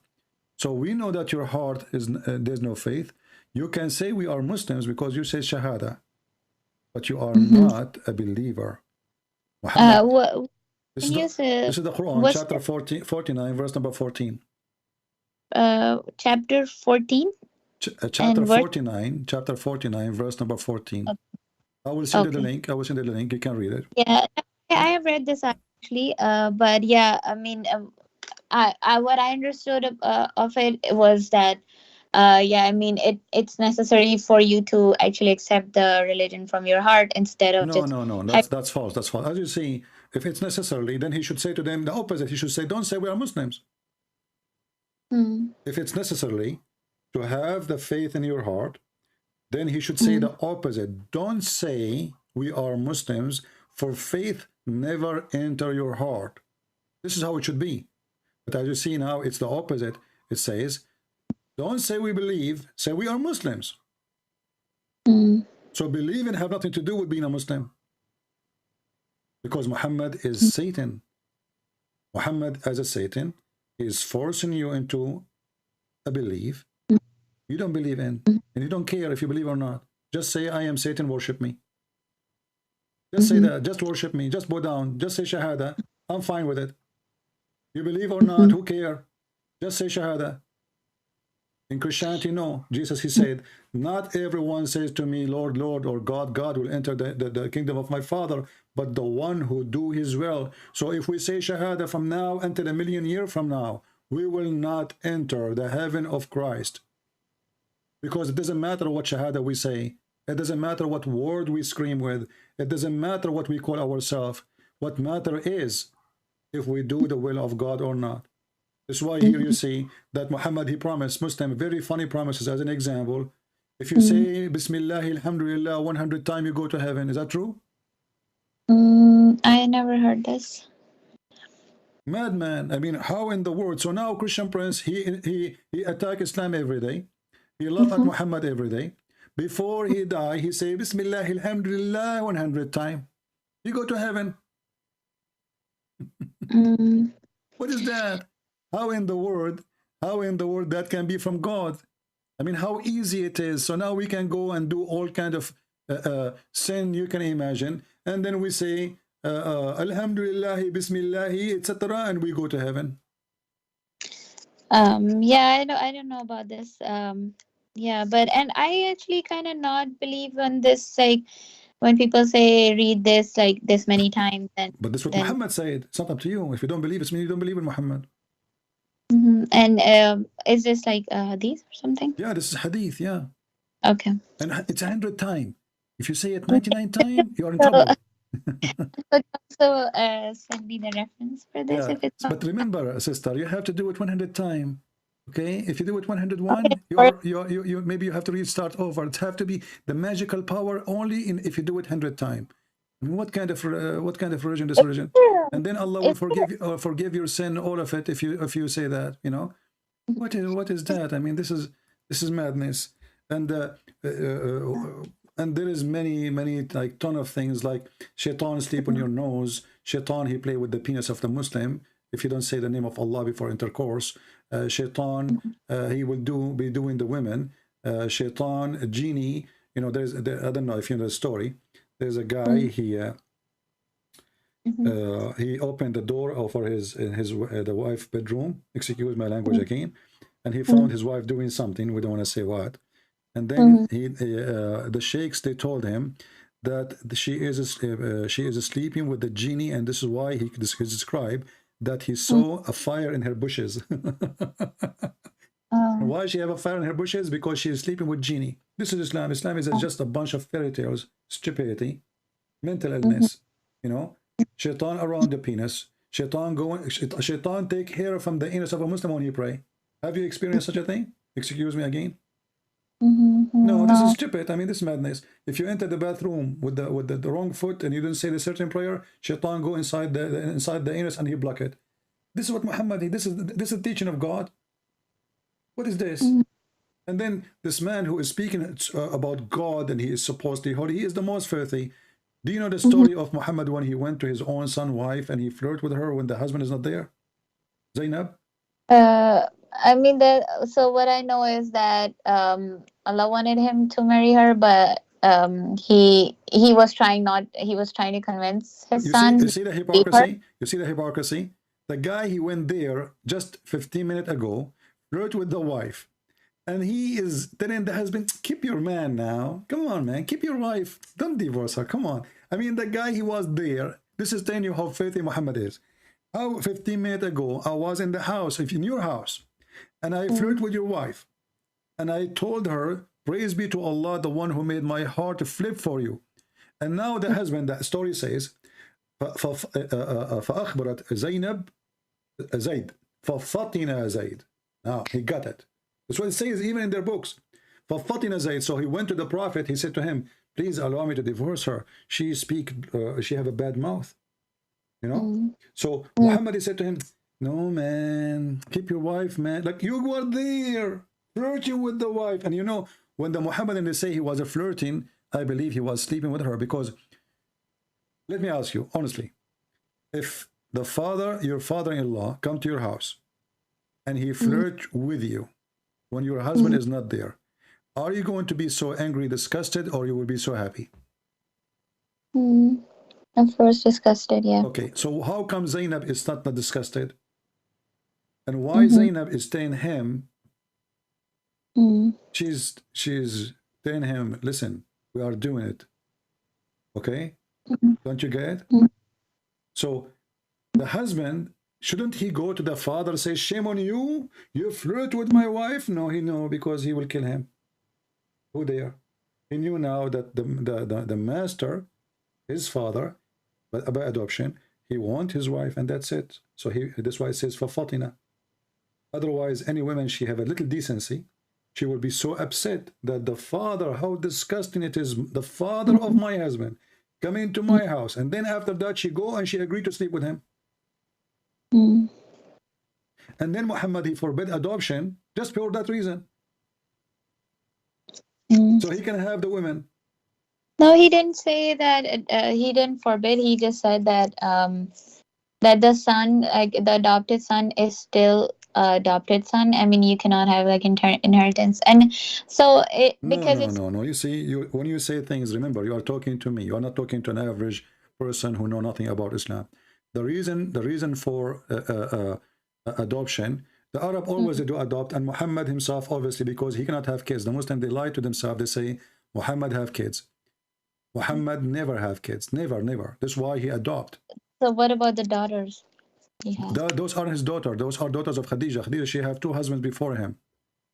And this is why she was rich. They had common daughters too between these two, right? No, he never have a daughter. He never have children. Even the sons, the Khadija, Aisha, she tell him, even Ibrahim, he's not your son. Can't you tell? You know, this is Mary. She sleep around with her cousin. She's asleep. She sleep with everybody. So Muhammad never have a son. This is why Khadija, she adopted a child, because the guy, he cannot have kids, and she is old too. How she can have kids? Khadija, she married Muhammad when she's way older. So he never had one. This, even the Quran says that there is a man, he was making fun of Muhammad. He's saying that he called him Abtar. Abtar mean the cut off. Chapter 108, verse number 3. Cut off from what? Cut off from offspring. Why? Because simply he cannot have kids. If Muhammad he couldn't have sons. What? It was because he was not having sons. That's why, probably. No, he never have any kids. Secondly, you know, and here you will see another stupid things about Islam. Muhammad, he claimed that anything happened wrong is happened by the will of Allah. And then we ask ourselves, if Muhammad have a child and then the child die, why Allah killed him? Why he is doing that to his prophet? I mean, all the prophets have been through difficult things and different kind of tests. Well, so what test? This is a test? This is not a test. This could be, I mean, Muhammad, anything. He said, I was the most weak person in sex and invoked my God Allah, and he sent me a dish of shish kebab, and then I get the power of 40 men. Okay, let me ask you. Muhammad now get the power of 40 men, but he cannot have kids. So what the point of this power? What was that, like, just about the men, 40 power men? Is it like a hadith or something? Yeah, it's a hadith. As Muhammad, he never stopped making, you know, his poo-poo. Let me see if I can send it to you in English. Okay. Let us see if I can find it in English. If not, I will send it to you in Arabic. So, I mean, look at the language. I mean, what kind of a prophet? He claimed that he have a sexual problem, and then he invoke his God, and this God, he fixes the problem. How? By going to the kitchen, making shish kebab, send him this shish kebab with Angel Jibreel, and then after he ate it, he got the power of 40 men. What is that? I mean, and the Muslims, they say to us, if Allah wants something to happen, he say be is going to be. Right? Yeah. Yeah.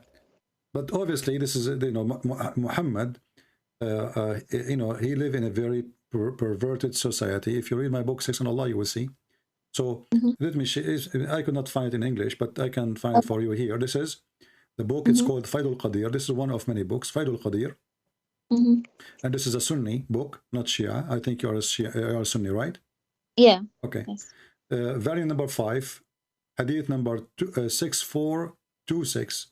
It says, كنت من أقل الناس في الجماع حتى أنزل الله علي الكفيت فما أريده من ساعة إلا وجدته. So I was the most weak person between all mankind until Allah he sent on me the kufayt or kufta.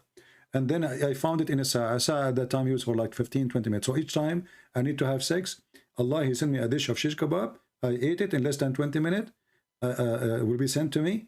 And then in different hadith says, I get the power of 40 men. But let me translate this one for you first. I will use English translation because it's in Arabic.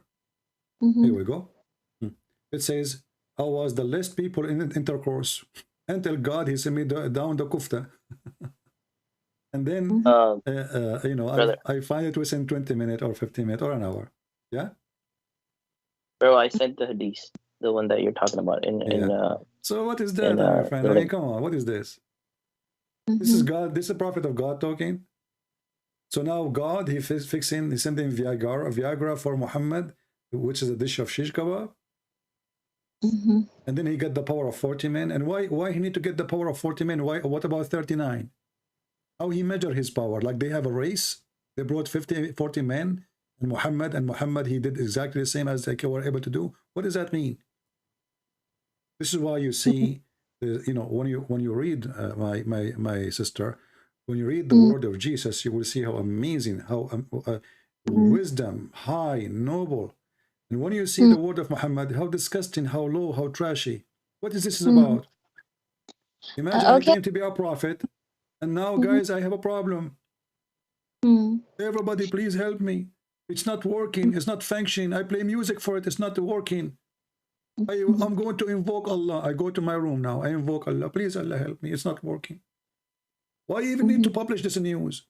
I mean, what kind of a man, he go in public, says, hey, the private part I have is not functioning. It is the lowest between all mankind. He is glorifying God by sending a dish of shish kebab. What is this? So,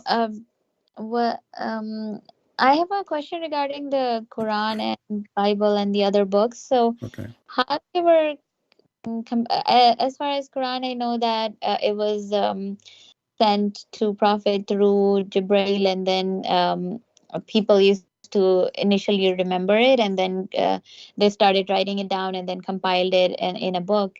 It was, I think, mainly led by his friend, this effort, but overall it was just written at that time, and it was since then it's just this kind of thing. I was reading about Bible. It was there were like it was written in a very long time, like in generations, people used to add in it. And like how it was compiled, the whole book. Well, and the Bible is not a book. The Bible is a book of books. Okay. So there's many messengers, prophets, and kings, etc. So the Jews in this book, the Bible, as an example, the Old Testament is a book of history. Same time is a book of God, which means there's he, she said, this king said, this woman said, this guy he said, and there's God said. So it's a book of history. And we Christian, we don't claim that the Bible is a God, he sent it down, written. What we believe that, as an example, that the Ten Commandments, this is what God he sent. And the rest is the history of man with God, the history of a prophet with God. What God said to the prophet, what prophets say to the people, and what people say to the prophet. So as an example, when the Muslim, they say that the Quran, all of it is the book of God, correct? Okay. Yeah. And then they say nobody can make Quran like this Quran, correct? Yes. But this is very silly, because we find in the Quran that the ant is making Quran. Because the ant, she said. Ant? The ant. If you go to the chapter, there's a chapter in the Quran called the chapter of the ants. Okay, who is talking? The ant. So if who is talking now is Allah or the ant? They say Allah, but the ant, she said. So we are not silly as Islamic religion when they say the Quran is every word of God, because that make it funny, and especially when Allah, he challenged us to make Quran like the Quran, and then we find the genie making Quran, shaitan making Quran, the ant making Quran. I mean, everybody making Quran except Allah. And what do you mean by making Quran? I don't know, like the ant was talking and like that, but what do you mean by ant making Quran? Okay, when the ant, she said, Mm-hmm. Who is talking? Oh, answer, but that was something that Allah. I don't know about the verse exactly, but what I think is that Allah told Prophet that and said that, and like it was Okay, but the one who said that is the ant. Mm-hmm. It's not Yeah. Allah. So Yeah. how this is the word of Allah if Allah quoting the ant? So if you Mm-hmm. quote me now, if you go to my book and you say Mm-hmm. Christian Prince, he said this. Is that the word of you or the word of Christian Prince? Yeah. So it's like an example, if Allah is giving, No, and it's not Allah example. You see, he's quoting the ant word by word. Yeah. Okay, Mm-hmm. as long as he is quoting the word, this is a quotation. Mm-hmm. This is Yeah. not the word of God. So this is a quotation, but the Muslim, they claim nobody can make Quran like this when Allah himself is taking Quran from the ant, because the one who said this quotation is the ant, not him. And then the one after it, it is Sulaiman who said that. And then after that, Sulaiman, he checked the bird. And what kind of religion was? I mean, this is, look at this religion. I will tell you a story. This is a serious story. I don't know. I hope you will not laugh at me. I have my grandfather. He died. Mm-hmm. And he died. He was holding, old people, they hold a stick in their hand, Mm-hmm. Yeah, a long stick like staff, So he died, and he died standing. And then Okay. for more than a year, my grandmother, she did not notice that he is dead because he was holding the stick standing. What do you think about this story? I mean, if it's a miracle, it could happen, No, if it's not a miracle, because the reason she did not notice him, because it is the stick. He was holding the stick. Not because God, he didn't want anyone to know, because he was holding the stick. And then after a year, the termite, they ate the stick, and he fell down. it was I don't know if it's a year or a few days. It is a year. Year. Okay. So what do you think? This is not a I miracle, mean, because as you see, it was concealed because of the stick. When the termite, they ate the stick, he fell down. Is that God really talking, or this is really silly, stupid? I mean, that's because what we see is okay. It is it's in Quran, right? Yeah, this is a story of this is my grandfather, by the way. His name is Solomon. Chapter 34, verse number 14. 34:14. Yeah. Yeah, I read this one. But yeah, I mean, if as far as it's like Prophet Suleiman used to talk to animals and everybody. So we consider is that miracle. As far as my understanding is this. No, this is not a miracle, because listen, miracle, if we do not need the stick, and miracle cannot be broken because of a termite. So if God decide to hide your death, nobody will see it. What concealed the death of Suleiman is he leaned on the stick. What destroyed the conceal of his death? It is the termite eating the stick. All right. So if it's a miracle, then there's no need for the stick, and termite cannot stop the miracle of God. So what this verse saying, that there is a reason. What is the reason? It's not God making a miracle. It's the guy dying, and he leaned on the stick. And it took them a year. Now the guy is a king. He have ministers. He have wives. He have soldiers. He have army. He have generals. All those people did not notice that the king is dead because he is leaning in the stick. Okay, what about we talk to him? Hello, Suleiman, he don't answer. We come second day. Hello, Suleiman, he don't answer. Suleiman is not moving his eyes. Suleiman is not moving his fingers. Suleiman is not talking. Suleiman is not doing anything. Month after month after month, according to your prophet, he's saying it's almost a year. Go Ibn Kathir, open Ibn Kathir and read the interpretation. Almost a year, and nobody noticed that the guy is dead until the termite ate the stick. Isn't it obvious in a fairy tale? Now you said that we know that Suleiman, he been taught the language. What language he been taught? I don't know, Arabic maybe. He been taught the language of the birds. Birds, yeah, okay. Yeah. How he been taught the language of the birds, and he was speaking to the ants? I mean, language of the birds. I thought he was able to communicate with different animals, like. all the animals, kind of. No, he was taught the language of the birds specifically. You know? Where does it say? Is it In in the Quran or Quran, Hadith? yes, in the Quran. If you read the Okay. same chapter, the chapter of the ant, where we speak about his, you know, he understand the ant. It says in verse number 16, and Suleiman was David higher, and he said, "O mankind, lo, we have been taught the language of the birds." So imagine I teach you the language of the birds, and you end talking to the tree or to the cockroach. Mm. Hmm.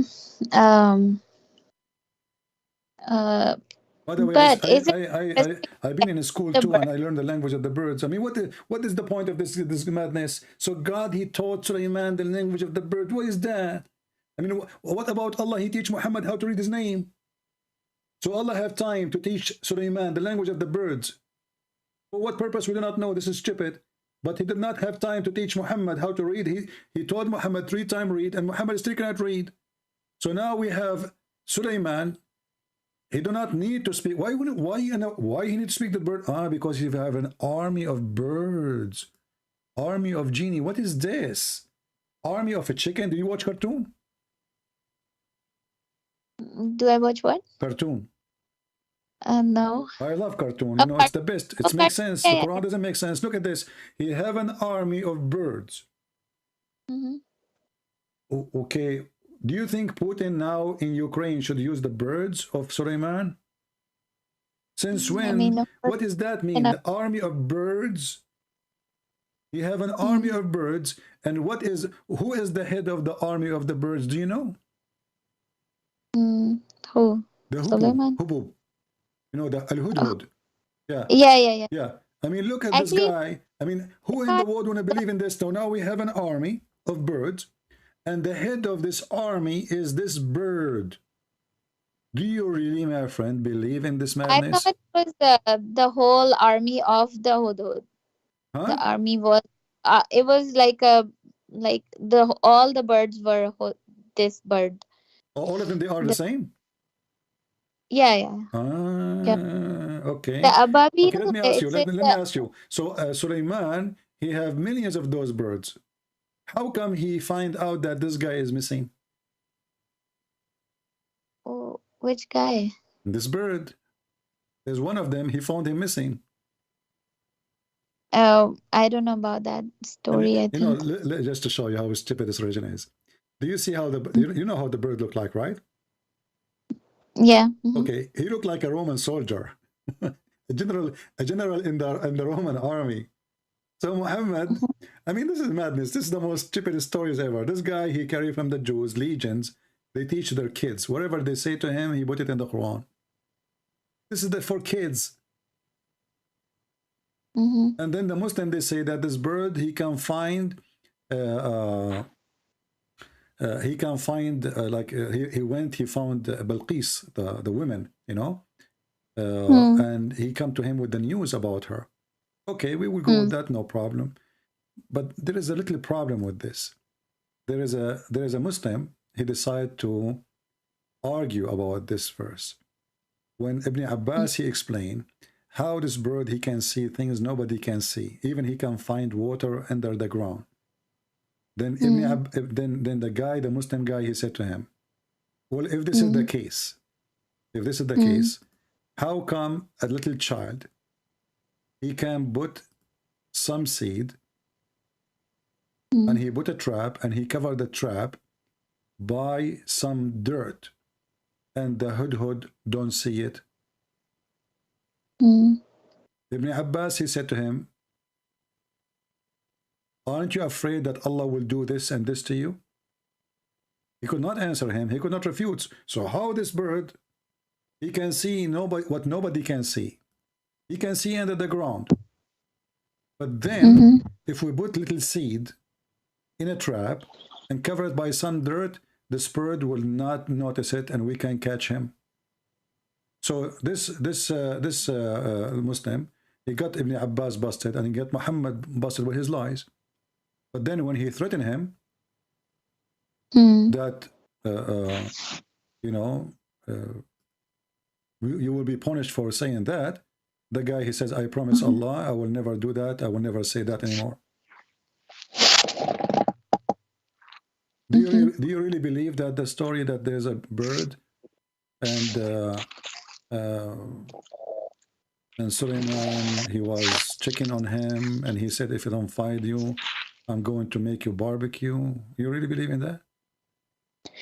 No, I don't know about this part that he but yeah, I have read this and I believe in it because it's in Quran, and it's as like yeah, because it's in Quran, and it's I mean, there are things that does not make maybe in previous, especially Okay, for example. let me ask you. So why Muhammad, he don't speak to the, why Muhammad, he was not taught the language of the birds? Why Muhammad, he was not taught the language? We have many hadith. We have many hadith. Muhammad is speaking to the lizard, correct? Yeah. Okay. Yeah. Muhammad, and to the tree. Muhammad is speaking to the tree. With the camel. Yeah, Muhammad want to do poo-poo, and he told the tree to come so they can cover him when he's do poo-poo. Okay. So when the Quran say nothing about Muhammad speaking the language of the lizard and the birds, why Allah is mentioning that Suleiman, he have all those things? He have a flying carpet, he speak to the birds, you know, he spoke the language of the birds, he spoke to the ant, and then Muhammad, we find that Muhammad have many of those, but they are in the hadith, and the Quran confirm that Muhammad has 0 miracles. Why is that? I mean, that's not what Quran says. I don't know, like we know that Muhammad could talk to camels and trees, and yeah, and he went to visit the God, and like all these things are miracles, but you would say that nobody saw that miracle. Which let me ask you. Okay, you remind me of the question. Why nobody can see a miracle? What the point of a miracle if nobody can see it? If I say, before you call me sister, you believe me or not, I was flying in the sky and I was able to create a mountain of gold. And you say to me, okay, do you have witnesses? I say no. Do you believe me? Yeah, of course, no, but okay, so what the point of the miracle? Isn't it the miracle supposedly so people they can believe? So in Christianity do you believe in Prophet Suleiman, that he could talk to animals and everything? And show me. I want to learn from you where it says that in Christianity that Suleiman is speaking to the ants. I'm asking. We don't have such a thing. Oh, so okay. There's a book. It's called The Legend of the Jews. You can download from the internet. Tons of the stories Muhammad he got from those books. Those are legend. Those are not Jewish scriptures. Those are fairy tales. The story of Alexander the Great. This is the trap. The Jews, they trap Muhammad. They'll make fun of him. They come to him and they say, there's a guy, he's a prophet. His name is Zulqarnain. What do you know about him? Muhammad, he could not answer right away. Later, he claimed that now Allah, he informed me. And he started talking about Alexander the Great, and he found the sun set in the murky water. Do you believe that sun set in the hot water? Yeah, I mean, no, of course, but yeah, we talked about this. Me and my friend, we talked about it, but yeah. So, what do you think about it? The sun set in murky water. In my backyard, the sun doesn't set in murky water. It's sun in my pool. I don't have a pool, but I'm just what my understanding was about the mentioning in Quran is it was the man's perspective. Okay. You see, I want to ask you, just I find this is really disgusting.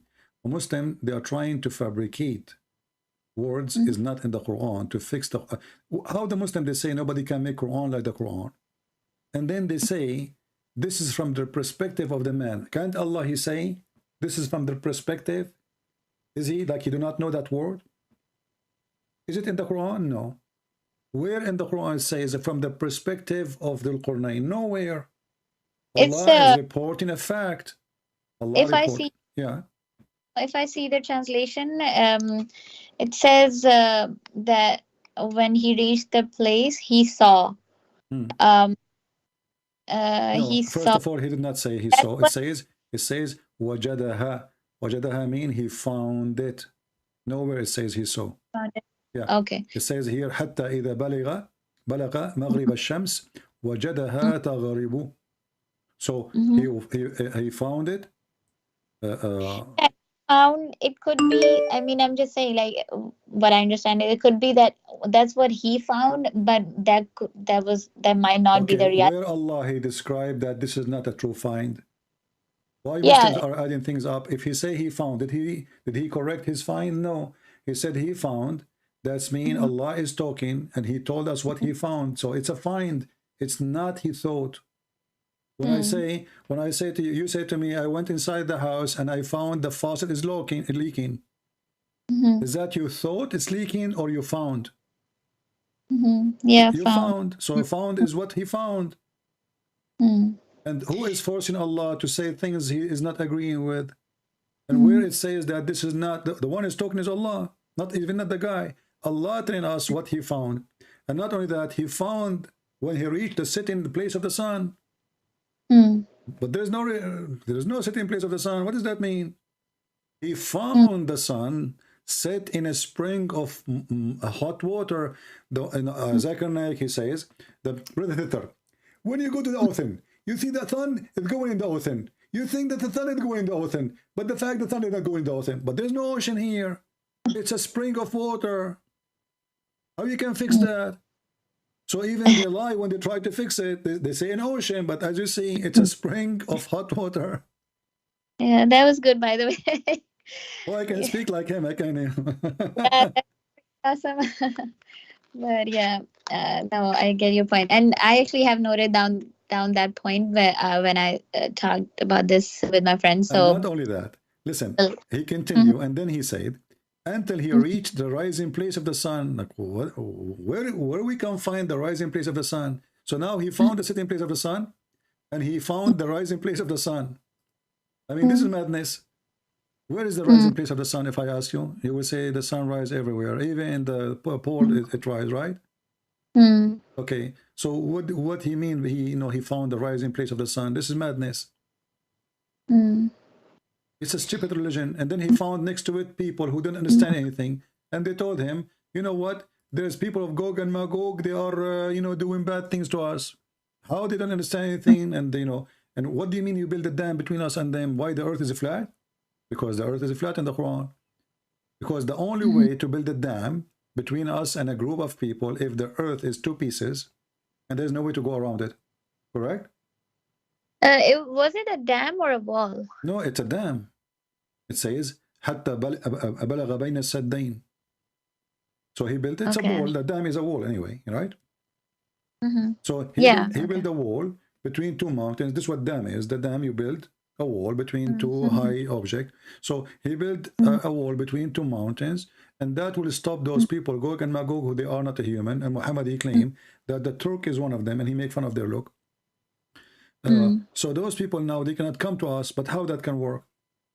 If you are my neighbor, and you build a wall between me and you, let us say you are in the left side of my house, and you build a wall there. Well, I can go around the wall and come from the back, right? I mean, yeah, but it could be, yeah, of course, around the wall. But so if it's a mountain, I can go around the mountain and come to you. Yeah. As an example, but it's the highest mountains in the earth is the Himalaya, as they claim, right? Okay, I can go around it. I can go around the Himalaya and go all the way to Russia. I can go all the way to come back to India. I can, this is, so what wall can do, how this wall stop those people from coming to us? I mean, it's because if it's so just the only thing that I could make sense of is because, yeah, you can go around, but if it's a very like a long wall, then maybe it would protect them, because maybe those people will not actually be able. It's going to protect them if the wall is around them. It's around those people, not a wall between two mountains. Correct. Same time, those Gog and Magog, they are a huge number by billions. The ratio of the Gog and Magog, according to Muhammad, is 1,000 to 1 of us. So if we are 7 billion now, they are 7 trillions. Where we can find those people? Which where? I mean, we have satellite; they can see everywhere. And those people, they aren't human like us. They are evil. They, you know, and they fight by arrows. So we should fight. You know, even Muhammad, he says, before the judgment day come, those people, they will attack the city of Medina, and the Muslim, they will collect their arrows for 7 years. They will use them for 7 years for fire. It's made from wood. They use arrows and horses. What is this? And those Gog and Magog, who is the one who built the wall for them? Alexander the Great. Fix that problem. Isn't it obvious that this is really a fiction story, and Muhammad, he was copying whatever he heard from other people around him? This is a fiction story. Alexander was he Alexander before Prophet Muhammad or after? Oh, for sure, it was way before. Oh, okay. Yeah. Okay. So the questions, I'm sorry, and please let me know whenever you have to break, because I mean, I know your time is precious. It's okay, so but maybe you are tired. But my sister, I advise you. This is obviously stupid religion. I'm not trying to be rude to you, but I'm saying to you what I believe. You know, we are not going to sugarcoat what we believe. We believe Muhammad is an evil man. A person who go have sex with the children cannot be from God. You know, Jesus, he said, it's better for you to put a milestone in your neck from hurting the little ones. So it's better for me to jump in the ocean, put a milestone in my neck before I harm a child.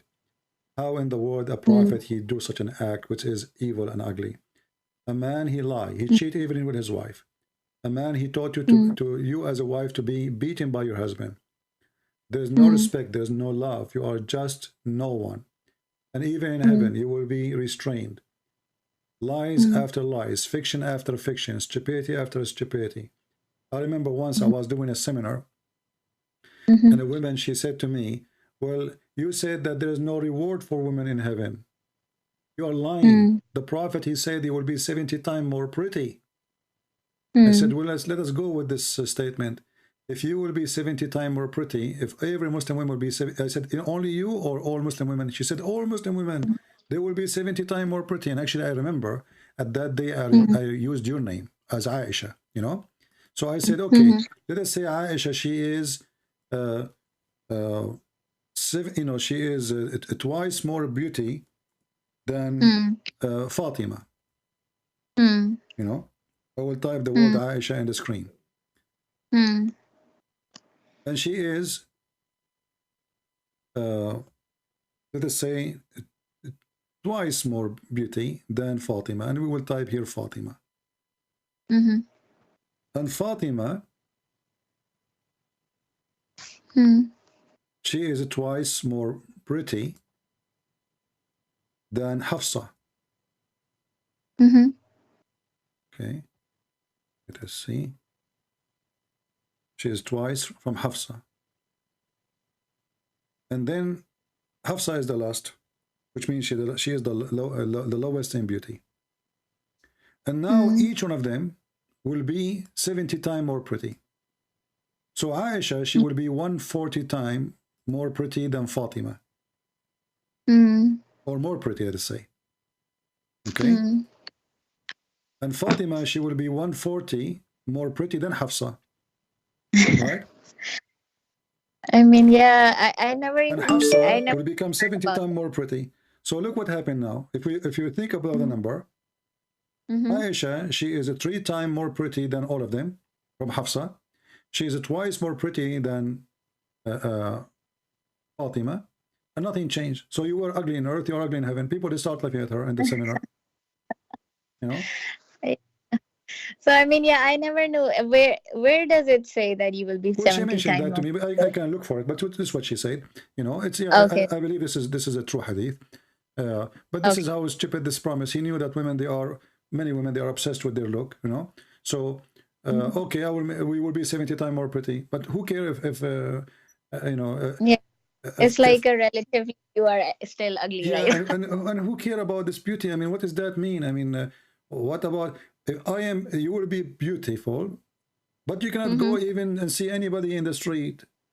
You are restrained in your tent, and I show you the verses. So what is beauty for? Beauty for the husband. Well, this is mean. This is reward for the husband, not for me. Hmm. You know? Yeah. And all the men, they will look like Joseph. You know? All of them, they will look like Joseph. And all of them, they will be 33 years old like Jesus. And all of them, they will be so tall like Adam, which is almost 5-6 floor building. What a stupid religion. And all the whore, they look the same. And they say the same word and they sing the same song. It's a madness. Imagine you go to a dating website, everybody there have the same profile, same picture, same name, same height, same age. Everybody. What is this? I have a couple of more questions about it. What does Islam, Christianity say about out of marriage, physical, like sexual relationship out of marriage? It is What's the forbidden. It's forbidden. The Bible says, and this is where Muhammad, he tried to copy from the New Testament. As an example, when Saint Paul, he said that gambler and fornicator, etc., they will not enter heaven. Obviously, they will not enter heaven. You know, either you are with God or not. But you can repent even if you did it. You know, you can fight your sin, and this is why repentance exists. Repent is a light of hope that we do wrong, but we can fix our wrong. You know. Yeah. But the Bible never promote such a thing, and the Bible is against it. But your prophet, he allow you even to be rented for 3 days, 3 nights to do muta. You know. So, yeah, I saw that. So, isn't there any kind of punishment mentioned in Bible? The Old Testament for sure, fornication, the fornicator, the bent in the fornication, a married person, the punishment is death. In Bible? Yes, in the Old Testament, there's many. You can search in Google. I mean, there's on this count of verses. Yeah. But remember, but remember, if a married person do this, and what about the unmarried? And depend if the fornication is a rape is different. If the fornication is a fornication between an agreement is a different. So there's many cases. So a person who rape, he will be put to death, unless the woman she forgive him and she marry him, she accept to marry him. And if he marry her, he cannot divorce her. If a woman she lay down with a man in the field, and she never scream, obviously, she agree. You know, she agree. She did not object. You know, because a woman should resist. You know, but this is a law to preserve.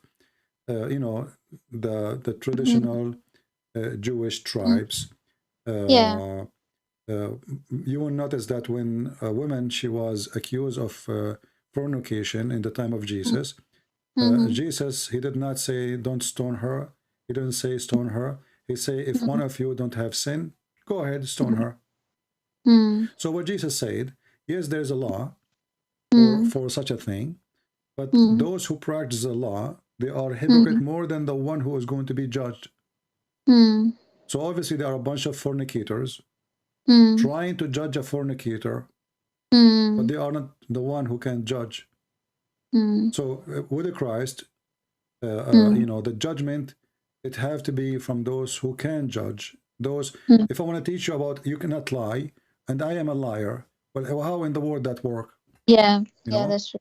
That makes sense. Yeah. And Muhammad is the same. He told Muslim not to fornicate, but he's a fornicator. You know, as an example, when Muhammad he have sex with Mary the Copt, there is a guy, his name is Sheikh Uthman. He claimed that he married her and he freed her.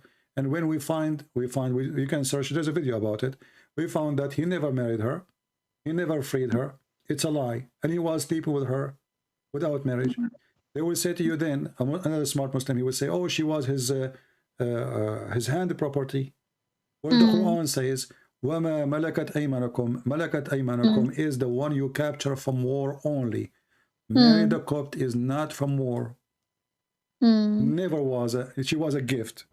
So according to the Quran, nowhere the Quran says Muhammad, he can have sex with the women. His book, he can have sex only with the one who she is captured from war. So why Muhammad was having sex with her? According to which religion? According to which law? So this guy, you know, he broke even his own religion. He said things he do the opposite. Not like Mm. our Lord the Messiah. The Messiah, he said, he challenged the Jews, who can prove me to be a sinner? Jesus, not only he forgives sin, because I can say your sin is forgiven, claiming to be the Messiah. But Jesus, the Messiah himself, he never commits sin. And even when Muhammad, he tried to fix it. He says, Mm. he made a verse in the Quran. We know that Muhammad making those verses, saying that Mhm. Allah told him in chapter 48, verse number 2, may Mhm. Allah forgive your sin, Muhammad. Well, how in the world Allah is God, and Allah is saying, may Allah forgive your sin? Mm. With Jesus, he forgive your sin. This is why when Jesus was, he said to the man who cannot walk, your sin is forgiven. The Jews start thinking in their mind, who is this person who can Mm. forgive sin? This is only God can do that, Mhm. which means they're upset from him. They are not happy what he's saying. He is doing very bad thing against God. So, Mhm. and then Jesus, he said to them, which one is easier? To say, go and your sin is forgiven, or to say, carry your bed and walk? The Mhm. man, he cannot walk all his life. He Mm. carried his bed and he walked. Mm. The same for the women, go and your sin is forgiven. Mhm. So, the Jewish always, they don't accept such a thing. Mm. Jesus was forgiving women. As an example, in Luke chapter 7, Mhm. Jesus, he said to her, go and your sin is forgiven. Mhm. But as you see here, Muhammad, even his sin Mhm. is God saying, may Mm. Allah forgive your sin, which is stupid to Mm. say. It was because what I could understand is that he was just a messenger, right? So he was also actually depending on Allah to My forgive his friend, sin. the one is talking is Allah. So when Allah is saying, may Allah forgive your sin, that is a stupid statement. It's not Muhammad saying, may Allah I mean, forgive my sin. You no, understand I me? get your point, but there are so many verses which says Allah do that, Allah do that. It's because like No, no, no. When Allah it's the is way saying, it's. I want you to listen to me, Aisha. When Allah is saying, may Allah forgive your sin, Hmm. Allah making a wish to who? It's I have to actually look into this verse, but I'm saying that there are many verses like that where it says that if Allah wills, if Allah does that, or No, Allah no, no, does no, no, that. no. This is not if. Wait, hold on. Well, first of all, the one is talking is Allah. And Allah is saying, may Allah. Who is making the wish? Allah is not saying like it's because uh I don't know. Can you give me the reference and then I can what Chapter I could 4, chapter 48, verse number 2. 48 verse 2. Okay. Hmm. I can When we say, may God forgive your sin, Aisha. That makes sense, correct? Because it's not in my hand. So I yeah ask yeah. God to forgive you. But now the one Hmm. is talking is God himself, supposedly. Hmm. So this Hmm. God is saying, even he name a name, which is Allah. Hmm. But is the one is talking is Allah. Hmm. How Allah is saying that Allah may forgive your sin? It's like when, for example, I'm saying to my friend that um I mean it's just the way the sentence is presented. That's what I understand. No, you see, you are trying to duct tape, Aisha. You're trying to duct tape and fix it. No, no, no. Focus with me. Allah, who is talking? Allah. This is not you and your friends, my friend. This is not you and your friends. Muhammad is not a friend of Allah, correct? Mm-hmm. Okay. The one is talking supposed to is God. Now, God is saying the word may. He is making a wish to who? To himself? He is probably saying that uh he's not making a wish to himself. He's just saying like you maybe you can say that Allah wish it like that, like in from the perspective of Muhammad, f- I don't know how to Okay, you're explain. trying to fix it. You are good in using. You are. I can tell you are very good in using makeup. What are you talking about? I mean, if I am God, how come Jesus said to the man, "Go and your sin is forgiven"? And you Muslim, you say, "Where Jesus says I'm God." Well, obviously, if Jesus is not God, he will not have the authority to say, "Go and your sin is forgiven." He will say, "May God forgive you." Correct? Yeah, yeah, So yeah. how come Yes. Jesus, and he is a man, he Hmm. said to the man, Hmm. go and your sin is forgiven. He did not Hmm. hesitate. It's not maybe. He did not make a wish. Go and your sin is forgiven. Allah is supposedly the God, and He's Mm. speaking. And then Mm. Allah, He say, may Allah forgive your sin. Allah making a prayer. Yeah. But that's wrong, because He's God. It's in His Mm. hand to forgive the sin or not. And it is in His hand to know if the sin is forgiven or not. So do Allah know the future? Or maybe He will forgive, maybe not. This verse destroy everything Muhammadi claim about Allah is all-knowing, Allah is etc. Mm-hmm. So on that, I have a question. So Muslims actually believe that Jesus is not God, but in and it is believed that actually when Jesus was a messenger and he asked people not to worship him, but people started worshiping him and Hmm. associating him as a son of God. But that's like Okay, let me ask you. Why the Christian, they worship Jesus as God? Do you know? no, yeah, that's what I want. That's my Okay. question is. If I have a person who is the one, when what the Quran says that you Mhm. worship Allah, is that because He's the creator? Yeah. Okay, well, Jesus in the Quran is a creator. Like how? He created it from the mother bird, as an Yeah. example. Okay, so Jesus have all the quality of God. He don't commit sin. He is holy by birth. Even the Quran says, chapter 19, verse number 19, Holy Son. So I create for you from the mud the bird. I resurrect people from death. I heal the leper. And I tell you what you hide in your houses, chapter 3, verse number 49. What is left? Then the Quran says, by the will of Allah, who care? Now he have all the qualification of God. He tell you the unseen. If you know, he heal you from any disease. He resurrect people from death. And He's a creator. So right now, as we speak, there's a bird flying in the sky made by Jesus. So if the qualification to believe in somebody is to be creator, well, Jesus is a creator. Question: if Allah is the one who gave Jesus that power, don't Allah knew by doing that the Christian, they will worship Jesus? Do He know the future? If I am God and I give you power to be creator, to resurrect people from death, I mean, what is the purpose of the miracle? The purpose is to believe in Him, what? Right? Okay, to believe in Him as what? As a prophet or as God? What I understand is as a prophet. Okay, but those miracles is not given to a prophet because now he became a creator. Do Muhammad create anything? No. Do Muhammad make the blind see? No. Do Muhammad feed people from the sky? No. Do Muhammad resurrect people from death? No. So why all those things is given to Jesus? Just to make us believe that he's a prophet. And guess what? The Jews did not believe according to Muhammad. So all those miracles was for nothing. So you're quoting Quranic verses on this, and how do you think that the other Quranic verses are wrong and these verses are right? No, all the verses are wrong. I never say this is right. So about the Jesus, you mentioned that he used to do Friend, this. first of all, your prophet, he got the wrong Jesus. First, he called him Isa, and we never know Isa. Secondly, he think that Isa is the nephew of Aaron, and this is stupid. Maryam, she is not the sister of Aaron. There is Maryam, she is a sister of Aaron in the Old Testament, yes. So he thought is the same person. And if you read with me, you go, if I ask you now, where is this story written? You will say the chapter of Ali Imran. Okay, who is Imran? Imran is the father of Moses. Amram in the Hebrew, Amram. The same Muhammad, he thought that Amram is the father of Miriam.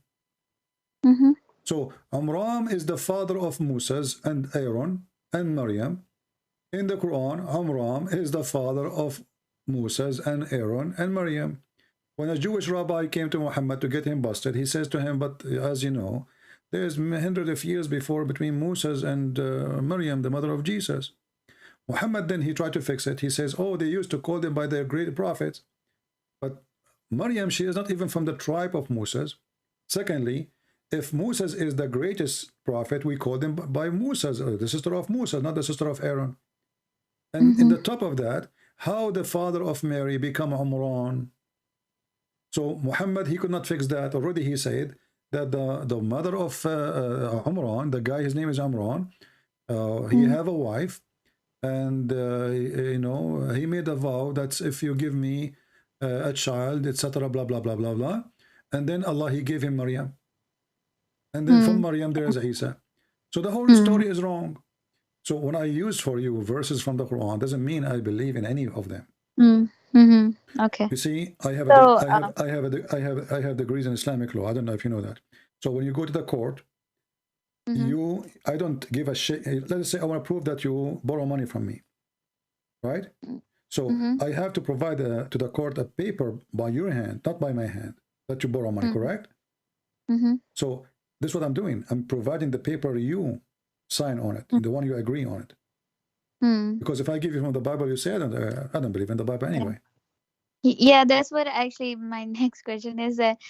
You mentioned the Bible is actually not the word of God. It's No, I did not say that. I did not say that.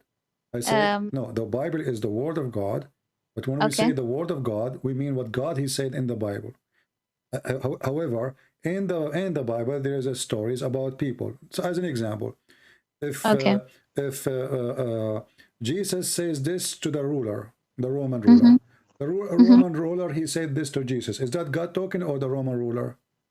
So that's like a story that someone narrated. Exactly. But when Jesus talked, this is my God talking.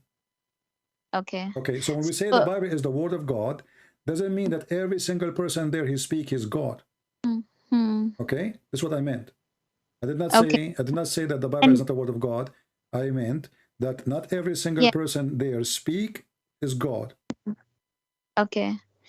But it was not like all the things that is written in there is actually like a revelation. It's not There like is that, revelation, and there's not revelation. Why? Because if I am telling you now that the ruler he said to the Jews, I wash my hands from this person. I did not, you know, I did not find him guilty. Well, this is not inspiration. This God is saying what he believed. He's not a prophet, you know. So inspiration is what is given to a prophet. Or as an example, it's like a combination of like we have Quran and Sunnah, so it's like a combination of basically. No, we don't believe in such a thing. What we say that simply, it's a very simple method. When in the Bible you read it says God said, it's mean God said. Okay. When you see a king, etc. say, this is king is saying. Got it. Yeah. When the soldier he said, this is soldier said. When Peter he said, this is Peter he said. But who read all this, and what's the how do we know that it's authenticated, that whatever like the stories are? Well, you know, the Christians, as an example, you see the verses in front of me in the Quran, chapter 3, verse number 41, right? There's a book, Muhammad is taking the story from there. We don't accept them. The one mentioned that Jesus he created from the mother bird. It exists, you know, we don't accept it. Ask yourself, why the Christian, they will reject such a book, even it's making Jesus greater. It doesn't make Jesus down. It makes him greater. Why they will reject it? Because simply it's not true. To make it simple for you, you heard that all the Christians in the beginning of the Christianity, they used to be given to the animals, to the Roman. They play with them like for fun, you know, in order to make them leave a Christianity. Why somebody, if his book is not authentic and it's not true, and those are the early church father, they are willing to die, but not to refuse to believe in Jesus. Why they want to do that? And all of them, they are poor. You know, imagine you come to me, you say, well, if you don't believe that, if you don't deny Jesus, I'm going to throw you to the lion, right? So now, here, you know, I say, I don't care, throw me. Why would you do that? If people who corrupt, is people seeking life now, not later, correct? Because this is what corruption is about, to make a benefit from the corruption. Even the Quran speak about people, they are called the people of Al-Ukhdud. Did you hear the story? No. The story is that a king, he's a Jewish king, he come to Yemen, and he put the Christians into, he made like a big hole in the ground, and he set fire in it, and he bring the Christians, And anyone who don't deny Jesus, he throw them in the fire. Mm-hmm. All of them, they refuse to deny Jesus. And this is in your Quran. Mm-hmm. Why those people, they refuse to deny Jesus? Give me a Mm-hmm. reason. How do you see how much strong they are in belief? Mm-hmm. In Islam, you can do taqiyya. You can reject Islam. You can do taqiyya. Chapter 3, verse 28. You can deny that you are a Muslim. Mm-hmm. In Christianity, no. They are willing to jump in the fire. I But mean, that not happened in Islam too, right? People actually like sacrificed and like. no, in Islam you don't sacrifice because you want to, protect. In Islam you want to sacrifice so you can go and get the virgins. Take the virgin No, away. Take the no. virgin So away. Nobody sacrifice himself. the wife of Pharaoh, she also like because of her faith in God, and uh, she was killed, right? Well, this is fiction story. First of all, do you know that your prophet is going to have sex with the wife of the Pharaoh? I mean, your prophet is mentally sick. Yeah, He said Allah, he promised him when Khadija, she was yeah, dying, yeah, he said to Khadija, say hello, to my wives in heaven. Khadija, she said, what? Woman, she's dying. Did you marry women before me? He said, no, but Allah, he promised me. Asiya, the wife of the Pharaoh, and Maryam, the mother of Jesus. And he started counting. This is sick. This man is sick. Secondly, the wife of the Pharaoh, Ramses II, is not Asiya, is Nefertari. It's because so what I heard is that she was Asiya, right? And she actually prayed to God at that moment that My friend, listen. You pray to God, and you are the wife of the Pharaoh. Why Muhammad is going to have sex with you? Not about sex. It's about sex. It's about sex. This guy is obsessed. No. Every great woman, No. every great famous woman, he want to sleep with her. Okay, I want to ask you: Is it a respect? Is it a respect from Muhammad to say that God, he promised him to have Mary in his bed? Is that a respect? What? Mary in his Mary, bed? the What? mother of Jesus. Is that how you respect Jesus? No. What is this? Why Allah, he promised Muhammad that all those famous women, Asiya, Maryam, all of those women, they are going to be in his bed. Why? Who is he? What? I mean, what about? I never heard about this. The Mary. Is it a hadith or in Quran? Yeah, it's hadith. For sure, it's a hadith. Okay. Can you also again send me the reference if it's possible? But I didn't know that. But about Asiya, what I heard is that she made a dua that she want to be close to the to Allah, and since Prophet would be the closest to Allah in heaven, so Allah actually he will make Asiya in his heaven, and so to marry Prophet, so that to basically fulfill her wish that she wanted to be closest to Allah. First, the name is wrong. Muhammad is a liar because the wife of the Pharaoh, her name is Nefertari. Secondly, Muhammad, he think that Pharaoh is the name of the person. Number 3, how this woman, she convert to Islam? How she convert to Islam?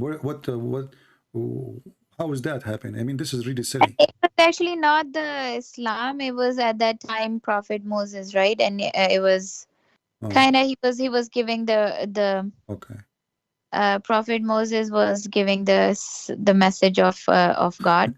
So he was believing that. Isn't it the Jews, the Muslim, they say that Allah is the only prophet he sent him to all mankind is Muhammad. So how suddenly Moses is asking people to convert to Islam when Moses was not sent except to the Jews? You see how stupid this religion? If Moses was sent only for the Jews, then how is inviting the Pharaoh and the Egyptian to convert to Islam if only Muhammad is the only one? You see, Islam is a very silly cult. I want you to read this with me. This is a chapter 66. Chapter 66, verse number 5. And this is Ibn Kathir. Okay. I find it in Arabic, but I will try to get to you in English, so because you don't know Arabic. So let us see here. When Khadija, she was dying, Let us see if we can, because sometime in English the Muslim they take it off. Let us see.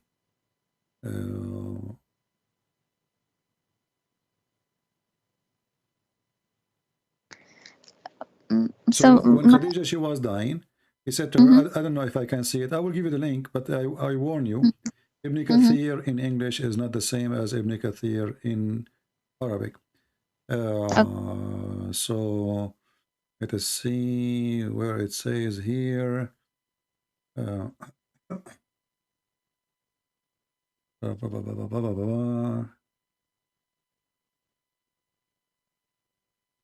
you see, they took it off. So let us show you in the English one. Yeah, I don't see it here about Khadija when she was dying. They took it off because it's a shameful thing. Yeah, but this is Ibn Kathir in Arabic, and this is how you see how Muslims even they fabricate when they translate. They took it off. This is the official government website of the Kingdom of Jordan. Chapter 66, verse number 5, Ibn Kathir. Down you will see it says that according to Ibn Abbas, that the Messenger of Allah, he entered upon Khadija. He entered upon Khadija. She is dying. And then when he entered upon Khadija, he said to her, don't forget to mention, to report my greeting to my wives, to you know, the Arabic word is dara'ir. Dara'ir is, I don't know what the English one. Like, you know, if you have a wife, if your husband have like other wives, those are dara'ir. Okay, got it. Okay, so he said, don't forget to mention if you meet them to say as-salam. So Khadija, she said to him, did you marry before me? He said, no. But Allah, he married me, Maryam, the daughter of Imran, and Asiya, the wife of the Pharaoh, and Kulthum, the sister of Moses. And where this Kulthum is coming from, don't ask me. And let me use Google Translation, because this is stupid too. This is Google Translation, and the hadith is in English. I will give you the link. So here it says, when Khadija in her death, he said to her, "Oh Khadija, if you meet your co-wives, then offer them peace from me, salam." She said, "Oh Messenger of Allah, did you marry before me?" He said, "No, but God married me, Maryam, the daughter of Imran, and Asiya, the wife of the Pharaoh, and Kulthum, the sister of Moses." Question, why? I mean, what is that? Why this man, he is obsessed with famous women? Why he want to sleep with mother of Jesus? This is a prophet of God. Okay, you have a lot of wives now already. You have, isn't he like Aisha? Isn't he like Hafsa? Isn't he like Zainab? Even the dead women before him, centuries ago, Allah will make them as a sexual gift for him. This guy is mentally ill.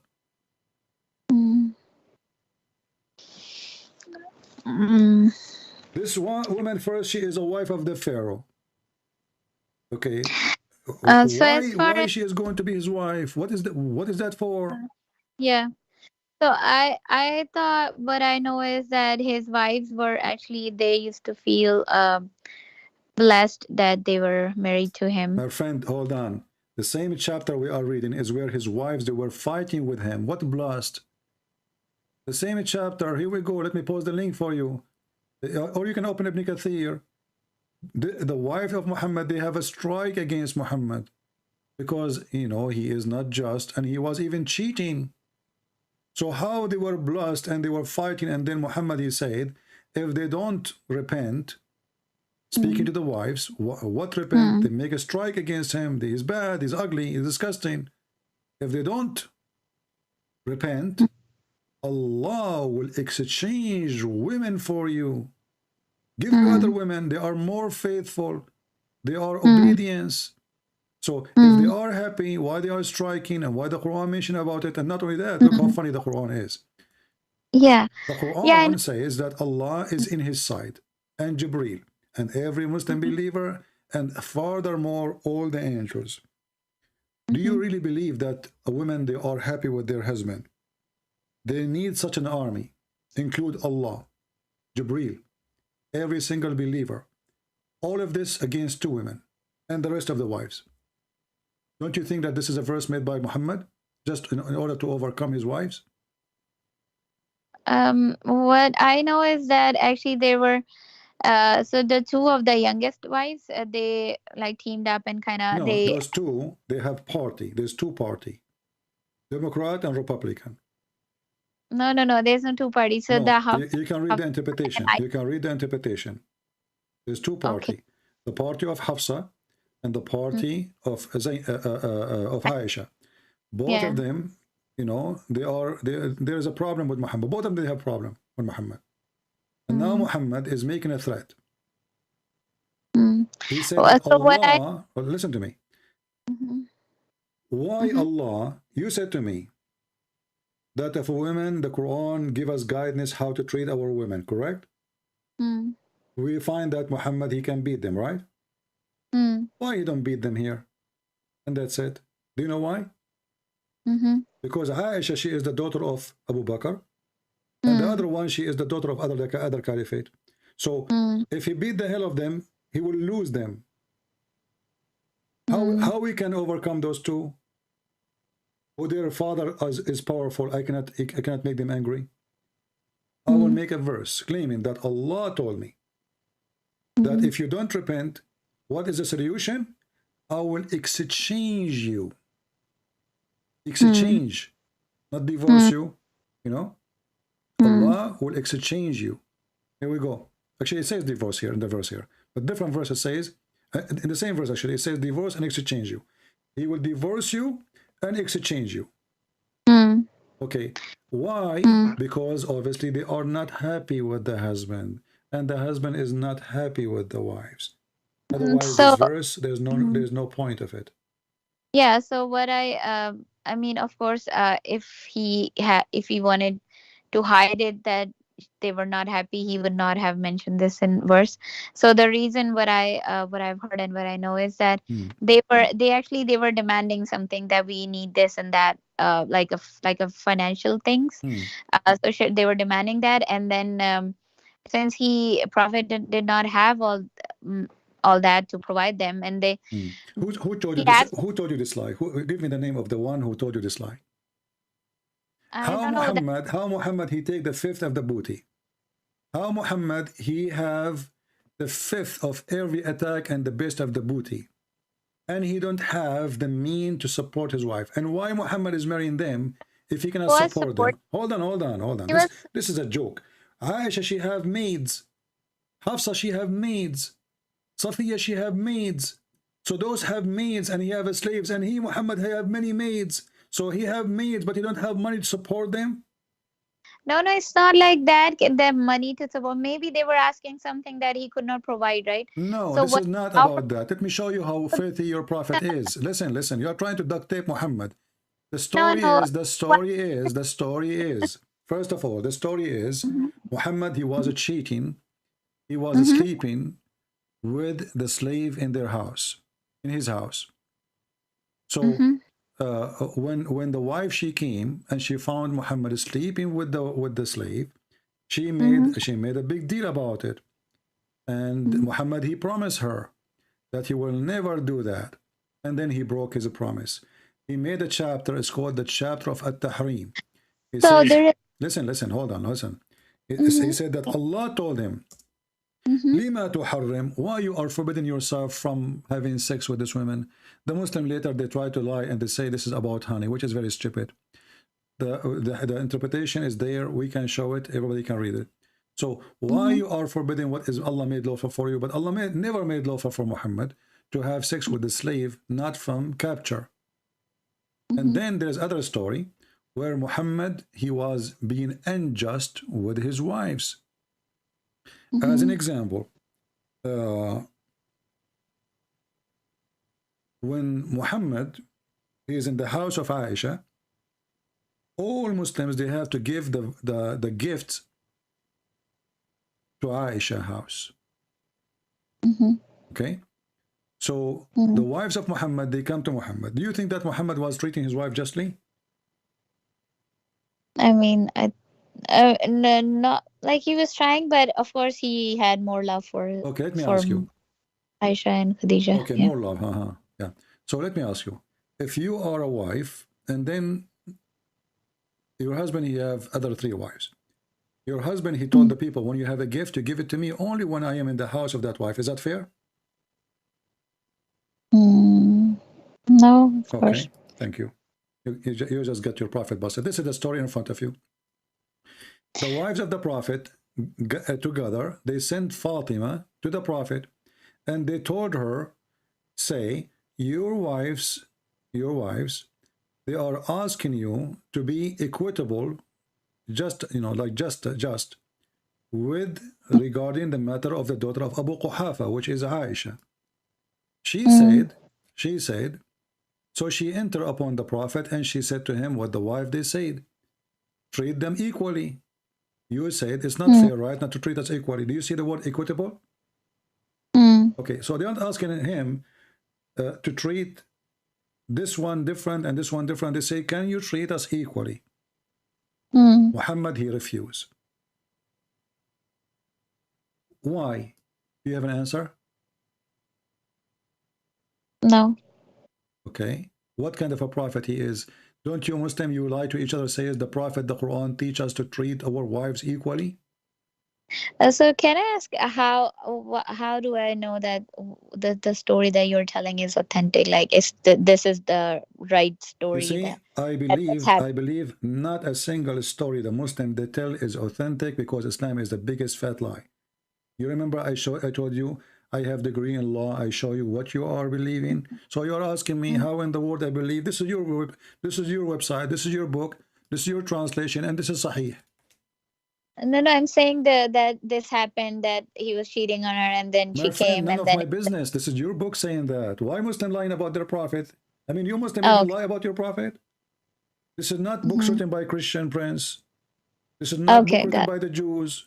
we're saying about this about in through hadith, right? I think these stories. Quran and the Hadith, they confirm that, as you see. I just showed you the verse. So what I heard in the verse, it says that prophet actually told their wives, if you want like worldly provisions, I can give you some money, or whatever he could, I mean, maybe give, and then free you can go ahead, maybe continue whatever, if you're not happy My friend, with listen, what I'm listen. providing. You can say, I heard, she said, he said. We don't go by this madness. No, This this is, is in word, this this is is, in Quran. okay, listen, no, this is not in Quran. Quran, first of all, Quran is written by Mm-hmm. those who believe in Muhammad, correct? Hmm. Hadith is written by those who believe in Muhammad, correct? Hmm. Okay. How people, they are mad about Muhammad and they say what they are saying. This is after they filter it. This is the man, the best man they have. So the best man, even obviously, is an idiot man. He don't treat his wife equally. He don't even know how to deal with the women, but he keep want to have more. The verse I just showed you from the Quran, which says, if you don't repent, Allah is his supporter. Okay, hold on. Allah supporter of Muhammad between what? For what? Against 2 women? What kind of a prophet? The Muslim, they say to us, he can fix the problem of the world, but he could not fix the problem inside his house. And then he need the support of Allah. And not only that, to protect him. From what? Are they killing him? Are they beating him? It's showing us how weak this man is. He do not know what to do. And the threat is, if you don't repent by doing what? Became a chicken for him. Obviously, they are not being a chicken. If you don't repent, Allah will exchange you. But remember, if you repent to God and your heart has inclined or declined, but if you band together against him, you see, I told you party, you see, bond together against him, then Hmm. Allah is ally. And Jibreel, let me ask you, if Allah is my side, do I need Jibreel? Hmm. No, I mean, Allah will maybe help through Jibril, No, but no, yeah. no, no, no, no, no, no, no, no, no, no, no, no, no. Focus with me. If Allah is God and He is the boss of Jibreel, Of Who's course, Jibreel yeah. anyway? If Allah, he says, I am with you, that's Yeah, it. Okay, look what happened. like, Allah is his protector and mm, Jibreel and every righteous believer. I mean, are we going to go in Third World War? In addition, all the angel. Who's left? mm, All of this mm. to fix the issue with two females. Can't you tell, be honest with me, Aisha, can't you tell that this man is fabricating a verse? I mean, this verse can be What's if the first one? Muhammad making a threat to Putin. It makes sense then. You have Allah. Actually, even with Putin doesn't make sense, because if the Bible says, if the Lord is with me, who could be against me? That's it. The Lord is with me. Mm. So here we have two women. This He is actually not. he told them that if you want worldly provisions, I can provide you that, and then you can, you're free to go. But My friend, what a provision. Allah will And so are replace. you saying to me Allah that will Allah replace. is getting involved over falafel? No, I mean Allah will The wife, she replace. want to have Those, chicken, and now Muhammad do not know what to do. so then those women, they said no, we wanna be with you. They decided to be with him. If they were not happy or How they anything, can decide? You know, the guy, he just muted them. He told them Allah said. So now you see this man, this evil man, he used Allah as a toy to silence you. Now, if you oppose Muhammad, if I am exist in the time of Muhammad, and then he said Allah, he said this. Who discussed? Who did discuss? Allah. That's it. God. So the second he involved Allah, neither their father, neither their female, they dare to say anything, because Allah said it's over. We can't discuss it. And here you see that this is not only stupid, it's an insult, because a message went to Allah that Muhammad, he have a problem with his wives. And look at this. Look, did you read the verse before? Just to show you how stupid the Quran is. The Prophet told something in confidence to one of his wives. But when she disclosed it, and Allah made it known to him. Allah made it what? Yeah, known to him, yeah. He communicated part of it. What? And he avoided another part. What? Then he informed her of it. Like, what? She said, who informed you this? He said, the all-knowing, all-informed informed me. Is that a comedy? So he told the wife something. The wife, she told the other person something. And then something go to something, and then Allah informed him that those women, they knew what you told the wife. And he made it, some of it known and some of it not known. What does that mean? And then Allah, he told Muhammad, he told the wife, when you tell a wife, do you think really the wife, she will not tell everybody? I mean, you told the women a secret, you know? And then the wife, she told the other wife. And now Allah is involved with this. The wife, she told the other wife. And I mean, look at it. And they say to us, Arabic is amazing in the Quran. This is the most stupid ever. But the Prophet told something in confidence to one of his wives. Okay. But when she disclosed it, and God made it known. What do you mean God made it known? It's already she told. I mean, look at the stupidity. Who is the one who made the secret known? And he communicated part of it. He communicated what? What does that mean? It says here in Arabic, فَعَرِفَ بَعْضَهُ وَأَعْرَضَ عَنْ بَعْض. Like, what the heck? So Allah did not tell him everything? Why? This is a book of God. I mean, a child, he can make better story. Read this the translation. And remember, when the Prophet SAW disclosed the matter of in confidence to one of his wives, between two bracket Hafsa. So when she told the other wife, Aisha, Allah made it known to him. That's deep. He informed part of, therefore, and left a part. What the heck is that? Allah, he informed him a part of it? Obviously, Muhammad did not know what's happening, because they asked him, what we said? He said, the only, Allah, he told me only this. He don't know everything. He just to cover himself. Then when he told her, Hafsa, therefore she said, who told you this? He said, Allah, all-knower, told me. And then right away, the verse says, if you repent, what the heck? I mean, what does verse have to do with this verse? Because here he is not angry. Secondly, if Muhammad told the secret to his wife, and then the wife, she told the other wife, why he need the support of Allah against those wives?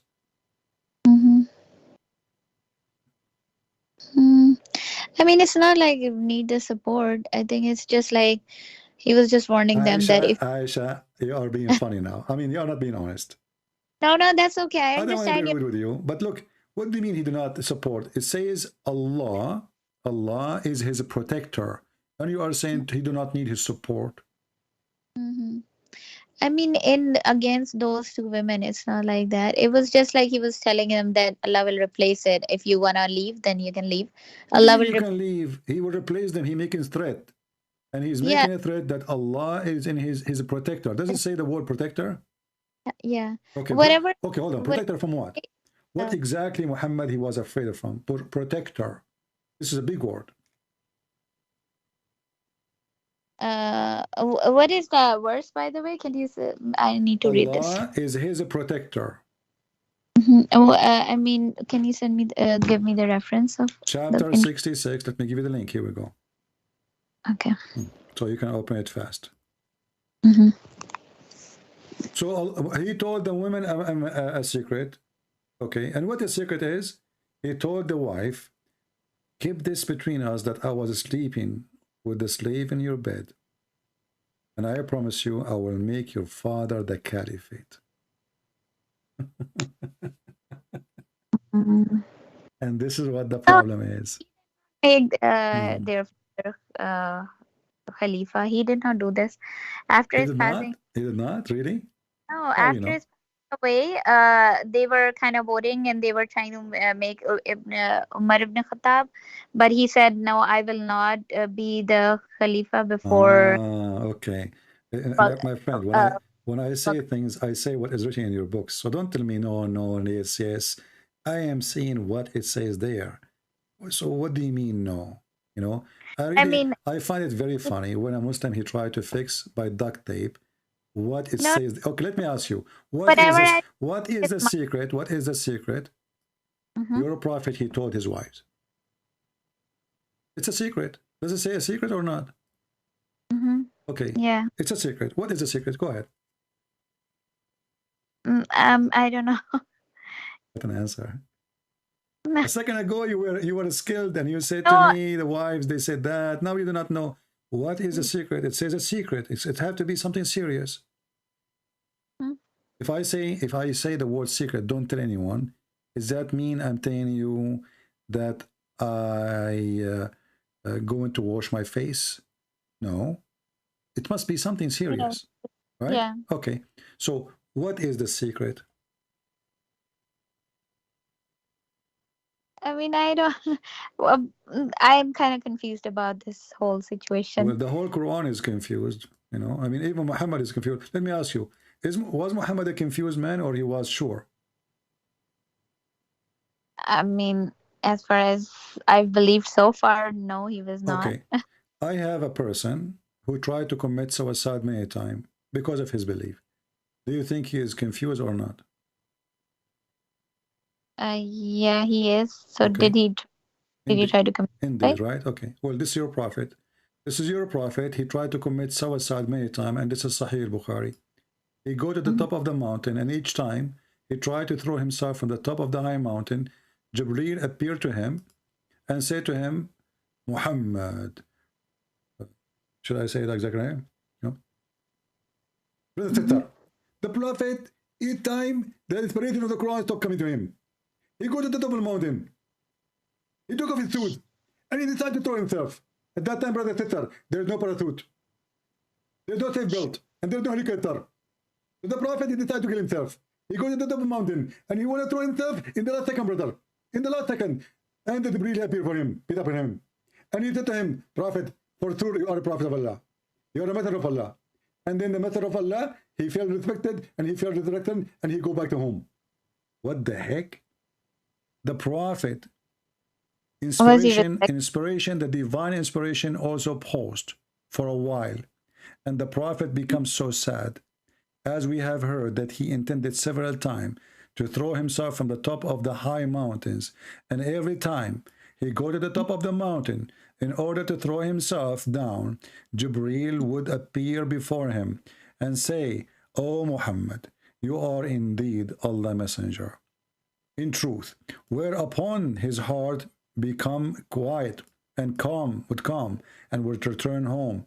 And whenever the period of the coming of inspiration used to become long, he would go and do as before. Do you see it? Mm-hmm. And this is Sahih Bukhari, this is authentic. And you are the one I ask you. If a person, he tried to commit suicide because of his faith, is he confused? You said yes. So who narrated this? Who said that? Did he himself say that I went to mountain so many times? Well, Aisha, she's saying that here. This is the hadith from Aisha. Okay. And the narrator is, you know, is reporting the whole story. Okay. And I gave you just the link. So now, why Muhammad want to kill himself? Is he mentally ill? I mean, now I don't know the background of this, but yeah, and what I know is that trying to commit suicide is actually not allowed, like at all. There is no repentance to that. That's what I know. Do you notice that the angel, when he come to him, he says, "Indeed, you are a messenger of Allah," and this is what make him not to commit suicide. That's mean, what is the problem? Muhammad don't believe he's a messenger of Allah in this point. Your prophet is a stupid man. He's mentally ill. Okay, I want to ask just a couple of things about Christianity. Right? No, you see, before I go, I'm not going to talk about Christianity for somebody trying to duct tape Islam. My friend, listen. No. You are trying to duct tape. Since I'm talking to you, you try all your best, and the answer is, I do not know. I will look for it. I will see it. But you refuse to give me an honest opinion. Did you notice that? Because obviously, Muhammad is mentally ill. Do you agree that Muhammad is mentally ill? This is an act of mentally ill person. Again, listen, if I'm a prophet, and God, he sent me an angel many times, and now the angel did not come for a week or 2 weeks, a month. Why I will go to the top of the mountain, try to throw myself, unless I am mentally ill? So again, the reason it's not like I'm trying to duct tape what of course the years of belief that I had and the things that I listened, you're giving me a different kind of perspective, you know, and which I really appreciated. So what I am trying to, whenever I say some things, it's not like argument, it's something that based on my understanding that I try to share with you, and maybe But you see, you're not giving me your understanding. You are trying to duct tape. I just told you. I repeat. Let me repeat just to show you. You are trying to avoid the question. Is it is this act an act of mentally ill person? Either you say yes, I agree, or you say no and tell me why. You are trying to avoid. You know, you start saying based on what I read, and can you tell me? So you are saying things have nothing to do with my question. Based in what I'm showing you right now, is Muhammad mentally ill? If you say yes, tell me why. If you say no, tell me why. Let me tell you one thing. So, so the thing is, I believe in Prophet. I believe in Allah, and for so many years, and I believe in right now still. You know. That's not the question. Yeah. So I cannot say, oh yeah, he's a mentally ill. No, I want to look into it. I want to see, like, I want to see that this. I want to. Okay, hold on. I just gave you the link. I just gave you Aisha. I just gave you the link. You know, I don't want to be rude to you. I'm really being really patient with you. Usually I'm not that patient. Yeah, I know. I really appreciate it. Yeah. So listen, a person, when I asked you in the beginning, I said a person, he tried to commit suicide because of his faith. Yeah, do you agree that he is confused? You said yes. Yeah. Okay. So do you agree now Muhammad is confused? I mean, yeah, if it's true that this happened, then... Okay. How Again, a person, I how a person, I wouldn't say how a that he was person, no. You see, you are trying maybe, if, this again. is Sahih Bukhari. Listen, Aisha, let us be honest. You Okay. Muslim, you say Sahih Bukhari is the most authentic book, correct? Maybe again, and I'm not a very knowledgeable Okay, so Muslim. now you are 33 years old Muslim. You never Yeah, heard that Sahih al-Bukhari is the most authentic book. You are yeah, telling me that that. I've heard, yes. You don't know that. No, I've heard it. Yes. Okay, so why you don't say, yes, we agree, this is the most authentic. Uh, And is this a story translated and posted in the internet by you Muslims? Yes, this is Sunnah.com. Okay. mhm, The translation made by who? By not Christian Prince, by Muslims. So why you are still suspecting the story? Because simply the story is very disappointing. And you are struggling how you can fight it. How I am a person who believe all my life, how I can be honest and say, yes, Muhammad is mentally ill. Okay, no, let me go with do you you. expect Let me me go to, with you. suddenly Let me go with let you. go of my belief? Let me Do go you with you. expect? If a person he imagined himself doing things, in fact he did not do it, is that a clear sign that he's mentally ill? Sorry, say that again. About If I imagine things happening, there's a movie. It's called The Perfect Host. I don't know if you saw it. no, I've not. Search it and you will love it. It's about your prophet, by the way. Okay. It's a person who writes letters to himself, and he invite people to come to his house, but there's no people coming. He put dishes, he talk to them, he speak to them, even he have sex with them. Okay, but there's nobody there. That's Muhammad. Now I'm asking you, if a person he imagined all those things happen, that people are eating with him, people are sleeping with him, people having sex with him, and there's no people around him, is that to prove that Muhammad, this person is mentally ill? I'm sorry, I could not understand this. Okay, if I am a person who think I'm having sex with women, but I never did, is that a clear sign of mental illness? I imagine it happening. I think it's real, but it's not. Is that a clear sign of mental illness? So it could be, yes. Okay, this is your prophet. He imagined himself having sex with his wives. In fact, he never did. This is your prophet here. Listen, this is Aisha. The prophet was bewitched. So he began to imagine that he had done a thing. In fact, he did not. Everything he do, he is not sure it's true or not. Is that true that he was bewitched or he is mentally ill? Yeah, again, that's why. So whenever you ask me a question, I cannot be. So you cannot expect me to say like suddenly right away, oh yeah, my prophet was. I'm not expecting you. I'm expecting you to use your brain, my friend. I'm expecting you as an adult. You see, I don't think of women like Muslims. They think about women. I think about you as a person equal to me. God gave you a gift. It's called the brain. Okay. So now we have a guy. He imagined himself having sex. In fact, he did not. What is the problem? I mean, this is something, pretty common in a way. Like, it could happen to anybody. If it's a pretty common to everybody. Yeah? All people, all men, all men. Okay, guys, listen. Aisha is saying it's a pretty common. It's a pretty common. Okay, did your dad imagine himself having sex with your mom, but in fact he never did?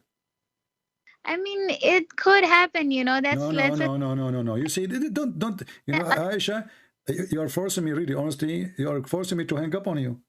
You are not being honest with me now. This is common. This is common to happen. Is that really real?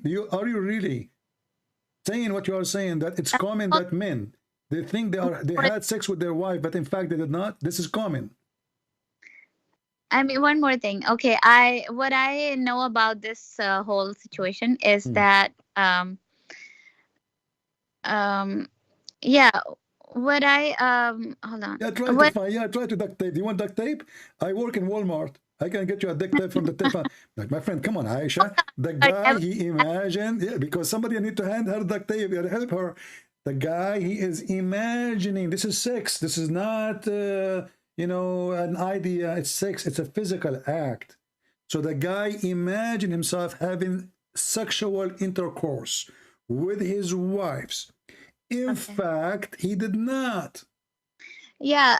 So what I know about this is that he had a black magic on him one time, and then time the angel actually helped him find his hair that had not tied on it, and then he he read some Quranic verses and blew on it, and it opened. And Who is the so, idiot who told you this story? That um, he read some Quranic verses. Is it Muhammad? He read always Quran? I mean, this guy, he is having a Quran in his head. Do he need yeah, even to read yeah, Quran? Hold on. he read the This is a Surah lie. Al-Falaq. No, this is not true. Muhammad, when he have this, two angels, they came to him. Actually, the story in front of you. Two angels, they came to him. One, he stood in the top of his head, and the other one in his feet. The first one, he said to the other one, what's wrong with this guy? Do you see it? It says, what's wrong with this man? So something wrong with him. The later replied, he is under the effect of magic. Okay, now I want to stop here. How Muhammad is under the effect? What is magic? Black magic. What is black magic? Like magic. I don't know how. What's the technical Okay, detail? I will give you some duct tape. Black magic is simply a magic taught by Harut and Marut when they open Harry Potter school in the Babylon. Okay. Yes. Okay, so Allah, he opened a school of Harry Potter to teach magic. And now somebody, he is practicing the magic which is taught by Allah. And he's a prophet. Why we call it black magic? Because it is satanic, is it? Do you agree? Yeah. Yeah. Okay. But isn't it the Quran said that Shaitan, he have no authority over my good servants? What whom? Do you agree? Yeah. Okay. Yeah, I agree. So how the black magic work over Muhammad? Yeah, that's what we actually, me and my friend also, he also mentioned me the same thing. I think he learned from you. So this is something that he actually taught me, and I will, of course. It makes sense, and I will look into this. Yes. Okay. So now the Quran promised that Muhammad, Shaitan have no authority over the good servant. So in order for Shaitan to have authority over Muhammad, you have to be a bad person. You know, al-Ghaween. You see, if you go in the Quran, it says, you know, the only one you can have authority over them is al-Ghaween. Al-Ghaween is the criminals, the bad ones, the evil ones, you know. So in order for this to happen, Muhammad, he have to be one of those Ghaween. And when the Muslim, they say that this is what happened to Muhammad, they agreed that Muhammad is one of the Ghaween. He is one of the evil ones. On the top of that, you said that this is, and you agreed that this is evil from Shaitan, right? And you said that somebody took his hair, correct? Okay. Yeah. How if I take your hair, I can control you and you are a messenger of God? What do you think?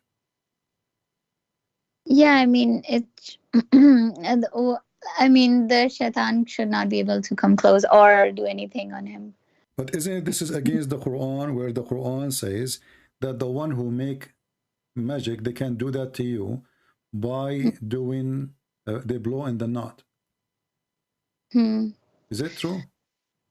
Yeah, that's what they say, yeah. Okay. How they do magic over Muhammad? By using his hair. If they bring a rope, and then they make knots, and then they blow on the knot. This is what the Quran teach. How that become the hair? What do you mean by that? Okay. No, Quran chapter of Al-Falaq, chapter 113.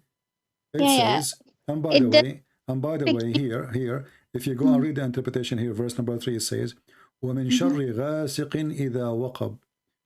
Do you know what waqab is? Yeah, the knots, I think. No, this is the penis. Oh, okay. غَاسِقٍ is a waqab, when the penis stand. What? What? I never. You know, you are a girl. I don't want to go like, but I mean, you're a mature lady. You are 33 years old, not a kid. Okay. What is it's about the Surah Al-Falaq, right? Yeah. That's what. Yeah. Okay. Yeah. This is supposedly Aisha. She came and she played with the hair of Muhammad, and Muhammad, because he cannot have sex, obviously, he claimed that somebody, he plays magic on him, and Muhammad claimed that the penis, when the penis go, I don't know what I would say, go up, you know what I'm saying? That is the evil happening to him because simply it's not working with him. And I can show you the interpretation of the verse and you will die laughing.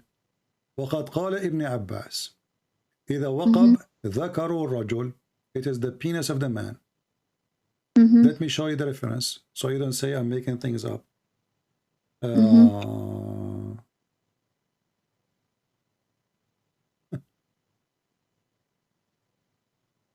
Here we go. There's many tafsir, but this is المحرر الوجيز في تفسير الكتاب العزيز. It says here إذا وقب. Where did you say? ذكر الرجل, the penis of the man. So okay, so when the sun set, the penis go in action, and Muhammad, because now he don't have ability to have sex with this young female Aisha, she is horny, and he cannot satisfy her needs. Muhammad, he claimed that now this is evil happened to him, and his penis is not working. Let me use the English translation. I will click translate to English. I don't know if the Google translation will be able to bring it correct about the penis. Did you send the link? I did not I see the receive it. translation is not coming correct, but it is about the penis, you know. So ذكر الرجل is the male member of the man, you know. And actually this exists in Ibn Abbas interpretation of Ibn Atiyah, interpretation of Al-Fayruzi Abadi. You can play the video later. Okay. Muhammad ibn Abd al-Razzaq al-Husayni, many interpretation, all of them they agree that this is about the penis of Muhammad. But look what Muhammad he did. He claimed that somebody he put some witchcraft by using knots over his penis, and now his penis is not working. And then he says, Allah, he gave him this chapter, correct? Okay. Yeah. This chapter, the Muslim, they read to fight the witchcraft and the envy. Yeah. Okay. But all of us, we knew that this is not true. Because simply, I mean, if this verse will fight what Muhammad suffering from, then the two angels who came, they do not, nobody need them. Allah, he gave him the verse and that's it. He read it, yes, bingo, you know. Obviously this verse doesn't work. Secondly, why this verse is coming to describe that Muhammad, he is a person now who is under the witchcraft by blowing in the knot, and Allah, he took him 12 months to open 12 knots. That I didn't know. I thought it was just one time, but it was not like 12 months. No, it says here the prophet, he used to him, you know, always, this guy is always suffering from this, you know. Didn't I from the beginning says that the prophet says I was the most weak person in intercourse, and then I invoke my God, he sent me a dish of shish kebab. Okay, so Muhammad, obviously he have a problem, you know, and he cannot do it, so he claimed that Allah, he fixes a problem, and now he have the same problem, it's sexual problem. Okay, and the hadith confirmed that. You see, the hadith says the prophet, he imagined himself having sex. So Aisha, she said, let us go to bed, you know. Muhammad, he says, well, we had sex already. Aisha, she said, no. Not me, not the other wife, not the other wife, not the other wife. And now the solution is, the prophet continue for such and such, and you need to ask yourself, why the Muslim, they took the word here? What such as? There's no way she said such as such. She might say a month, she might say a week, she might say a year, she might say years, right? They took it off, do you see? There's no way it is such and such, period. Imagine that he had sexual intercourse. If the shaitan can put magic on Muhammad, which one is more important? To control the inspiration of Muhammad or his penis? I mean, of course. I mean, what the penis have to do with this? I mean, why somebody Yeah. he make a magic and now he controlled the penis? Imagine I have control now over President Trump. He was a president. And I decide, in order to control the most powerful man in this earth today, I decide to control his penis only. He go to the bedroom, the penis is not working. If I can control all of him, that's what black magic is. Okay, so what I can think of it, I don't know how this is related to the other hadith. Like, what I think is that what I'm thinking again, I'm not trying to duct tape or arguing. I mean, I know you have way more knowledge in Islam than I do as Muslim, so that's really impressive. But I'm just like, whatever I say is just whatever my understanding is so far. So okay, I will go with you. You see, you're trying to duct tape now. Walmart. No, you're trying to say good things about me, so Christian Prince, he will feel like, you know, like I'm not the person you can feed him with ego. Listen, not listen, at all. Aisha. Now we have a person. He imagined himself having sex. In fact, he's not. Do you agree that he is mentally controlled? Because sex, imagine himself having sex and he did not. It's in the brain. Is that correct? Is that correct? Yeah. Okay. How I can trust this man to be a prophet of God as long he is under the control of Shaitan, and even his sex was fake? How I can trust him saying that he saw Jibreel? What I heard is that let me just share my understanding. So what I heard is that the black magic actually affects your brain, and so when he had a black magic, it actually affected his brain, and he started forgetting things. So this is maybe one of the no, he's not things. Forgetting. You see, you're trying to duct tape your prophet again. He's not forgetting. No, I'm not duct taping. I'm just telling you what I know. Imagining things never happened. Yeah. So how I can trust Muhammad that he saw an angel? How I can trust him that he heard an angel? If even sex is not real, because sex is an action. You know, we don't want to talk in details. So this man cannot be trustworthy. You know, I was in the army. When I was released, there's many people, they are released with me. Before, when you go, you have to go and do your paper. So there's a guy, he was released. He said to me, I forgot what chapter, like in the army, they have like chapters for the reason of your release. So I asked him, what is that? He said, I hear voices. So they kick me out, you know, because they cannot trust him, because he might shoot. You know, he might shoot. Yeah. So now Muhammad, he hear obviously, and he see things nobody see. Okay, and those things are not even true. Even the hadith confirm that. Okay. How we can trust him after that? You are willing to give a job for somebody. He used to imagine himself having sex, but in fact he did not. And not only that, Aisha confirmed that this goes for everything.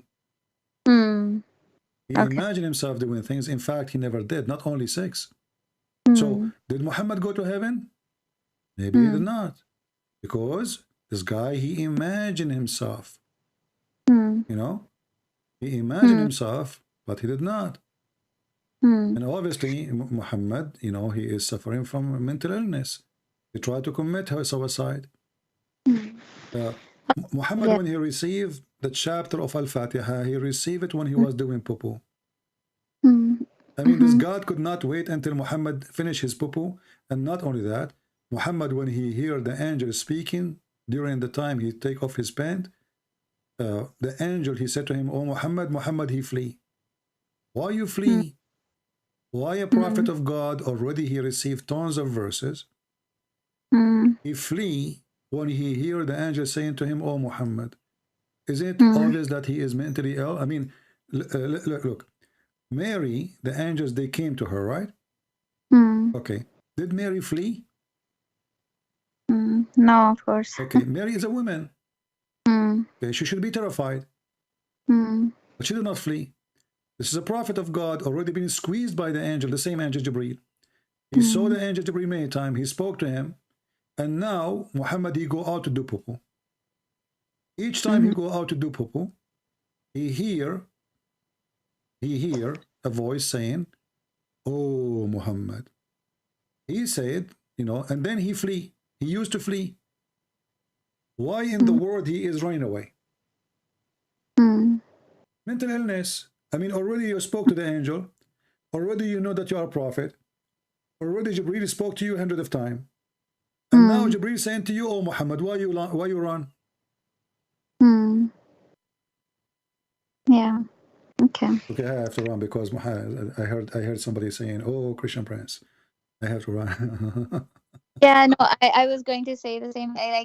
You gave so many hours, and I really appreciate you answering all this. And No, this I'm not is. saying to you I'm going to run now. I'm Oh, just okay. saying No, how stupid this I story is. thought No, you no, wanna no. go, but No, I I'm could, still I did beat all my wives and nobody can open his mouth. Don't worry, you know? Like okay. there's one of them, she trying to open her mouth. Shut up, okay? No. Allah, he gave me, Allah made me excel over you. Okay. Yeah. So can you just answer me just two more questions I have, and then Sure. I mean I'm so sure. Do you want the answer with duct tape or without duct tape? No, it's about not about Islam. It's just I one know, thing I but now after speaking to you for 2 hours, I learned a lot about duct taping.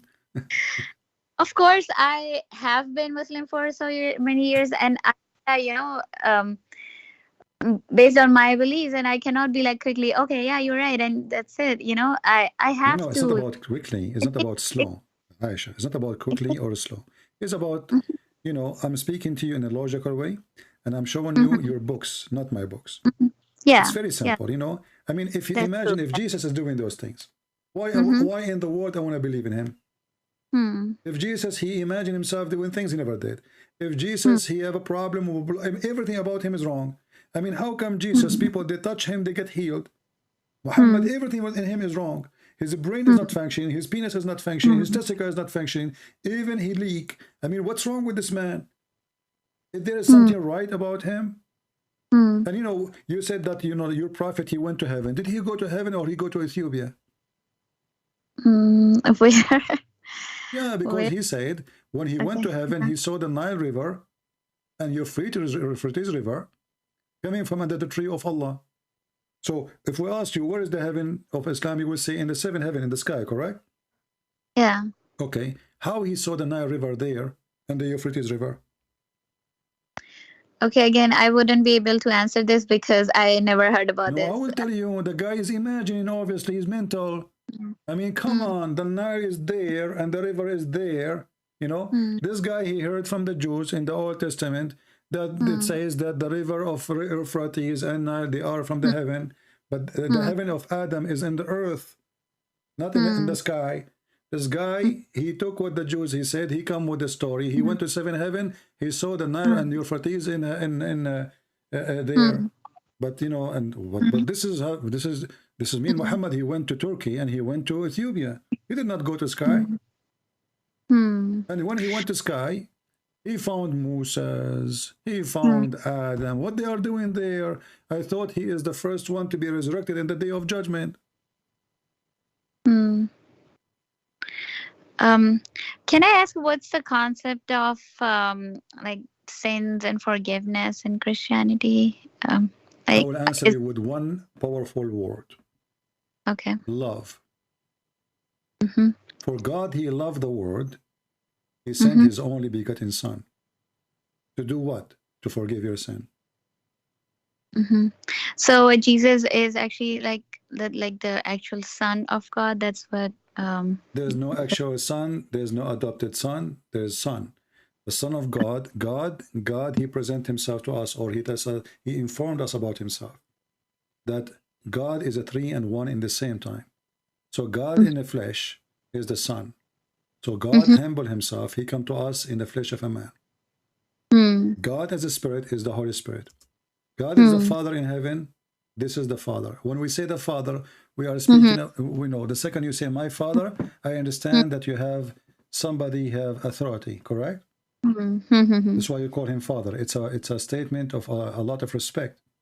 Right? Okay. So the Father, they represent that everything we have, everything we saw, everything we got is coming from the Father. When the Son, he says, my Father, he sent me. At the same time, he says, I do work and my Father work. So you glorify me and I glorify you. So the Father glorified the Son and the Son glorify the Father, because simply me and the Son and me and the Father is one. So when we speak about the oneness of God in Christianity, we don't talk about one as a number. We talk about God as a person. Even the word person in English is not really good, but my English is limited, so I apologize for that. So God the Father, God the Son, God the Holy Spirit is one God. It's not a three God. Okay. But the same as, you know, when we say, just to give you an example, but this is not what God is. As an example, if I say to you ice, and then I say to you water, and then I say to you steam, still I'm talking about the same thing. Ice is something solid. Steam is something flying in the air. And so basically forms, right? Sorry? But it's the three forms, but the same God. Like he actually, it is one God. It's one God in three a person. Yeah. And if you say how it can be, I say why not? If God is Almighty. Yeah. No, I don't question that. That's fine. And so about the making sin, and so for example in Islam it says that if we believe that Jesus is God, then we are making a shirk and we will not be forgiven. And I think in Christianity you say that if we don't believe in Jesus, then maybe we will not be forgiven. So it's like a very big difference between these two religions. Like as a Muslim, I think many do believe in Jesus and Bible and all the prophets and books, but this is like a main difference. So I wanna first of all, Haja, do you remember when I showed you that Muhammad said, if you say Alhamdulillah 100 times, your sin is forgiven. Bismillah. So forgiving sin in Islam is a joke, you know. I mean, it's a mockery actually, because that's mean I can go sleep around, kill, rape, and then I say Alhamdulillah 100 times. Your prophet, he said as an example, the one who fasts the fast of Ashura, it erased the sin of a year before and a year after. Some hadith says a year before. So look at this. I fast one day, and you told me that you are fasting right now, right? Okay. So I fast one day, and then my sin for a previous year is forgiven. That is the most scary thing ever. Why?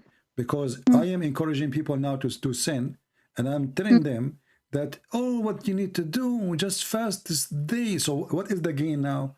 The gain is I made you fast this day, but I did not make you stop doing sin. I encourage you actually not to do more sin, because what I need to do, Ashura will come, and I fast Ashura, and then all my sin is gone. So how is sin forgiven in Christianity?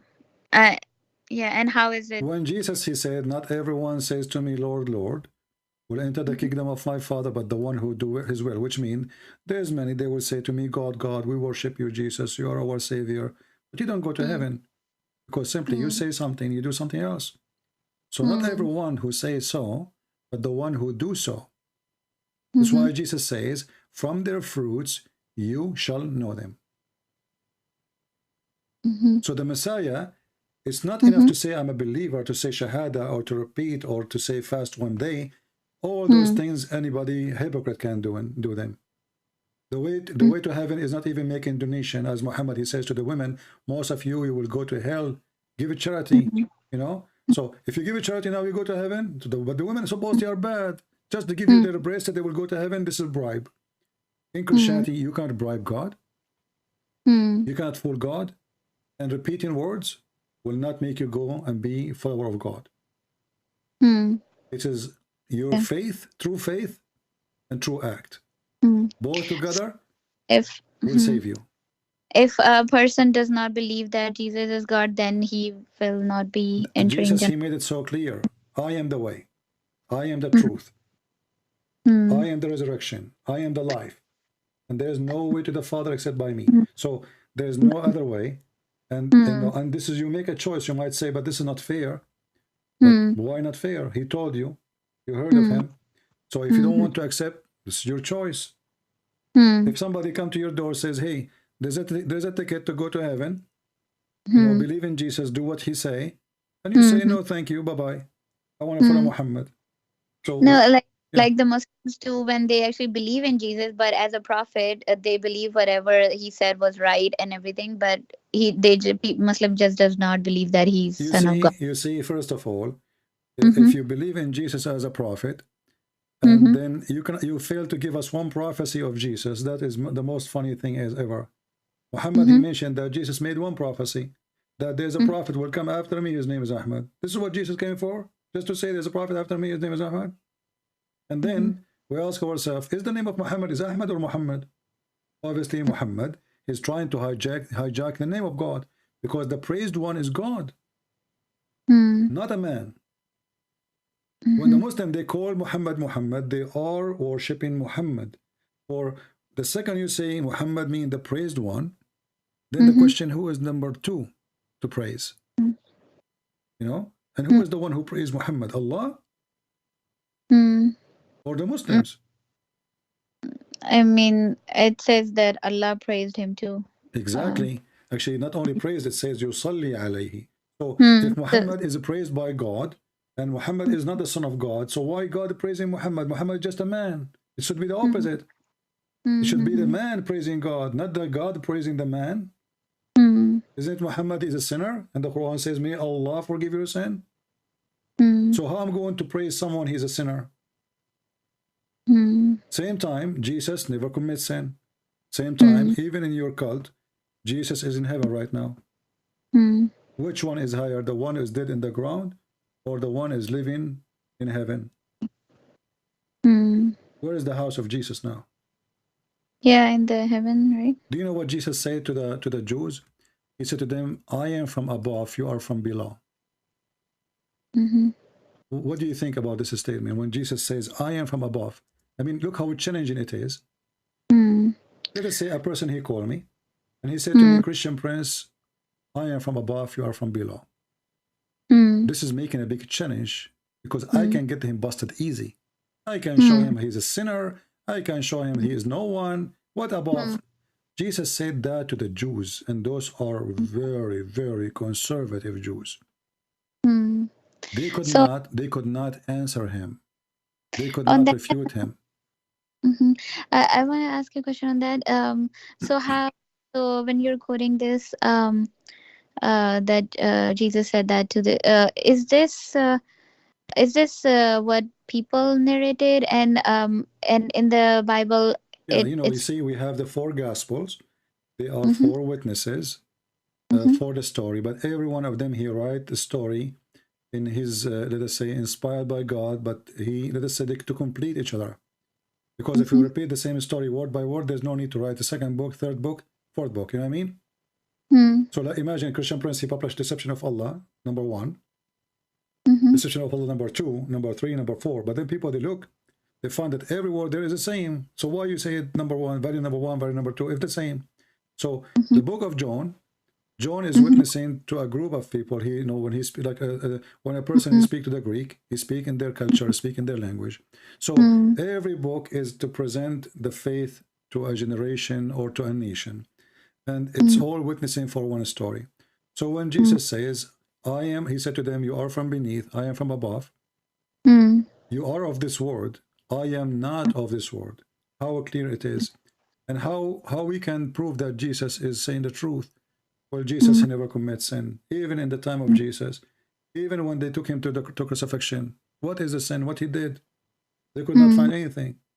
It's very easy to find a person committing sin. You know, if you watch me for one day, maybe a few hours, you will say, hey, Christian Prince, look what you did. You did this sin, and you did this sin and this sin. All of us, we commit sin.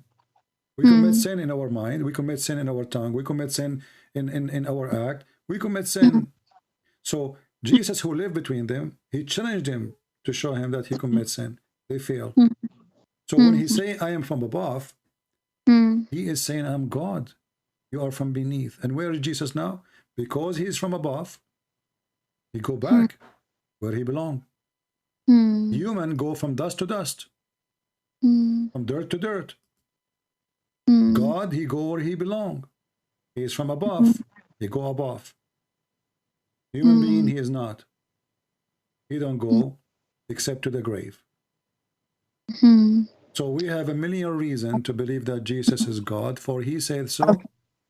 for he acts so, he is holy, he speak good, he do good, he never commits sin, and he is almighty powerful.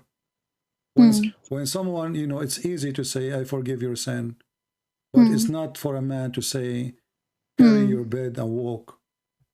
It's not for a man to say, I can tell you what you are hiding in your head. It's not for a man to say, your sin is forgiven, and today you will be with me in the kingdom of God, unless of my Father, unless he is, because the promise is big. And then after that, you will see that Jesus, imagine, Aisha, today I can bring people to death. Okay, how many kings they will kiss my shoes every day?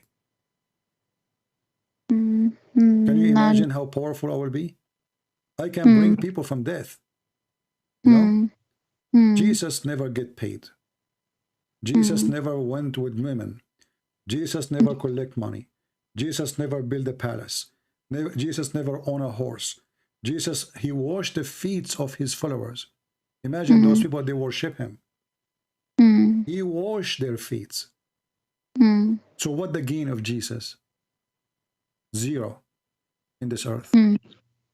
He was spat at, people, they make fun of him, people, they laugh at him, and they killed him. And still, even in the cross, you see, he told us to forgive, right? Talk is cheap. Forgive them. Jesus said, if somebody hit you on your right cheek, give him the other one. If they ask you one step, walk 1,000. You know, he said to them, when you pray, pray like this, say, our Father out of heaven. And he said, forgive to us the same as we forgive to others. So if Jesus was not, he is truthful, when he was on the cross and people putting nails in his hands and his feet, shouldn't Jesus now be cursing them? Can you imagine the pain? Do you know what Jesus said in the cross? He said, forgive them, Father, they do not know what they are doing. Why somebody in the cross? He is asking the Father, forgive them, Father.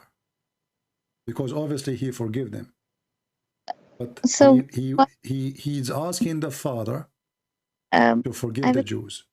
Why did he have to? Because it was one entity. Like, why did he had to ask the Father for forgiveness? Why couldn't he forgive? Because he was. Yeah. First of all, we need to understand Christianity.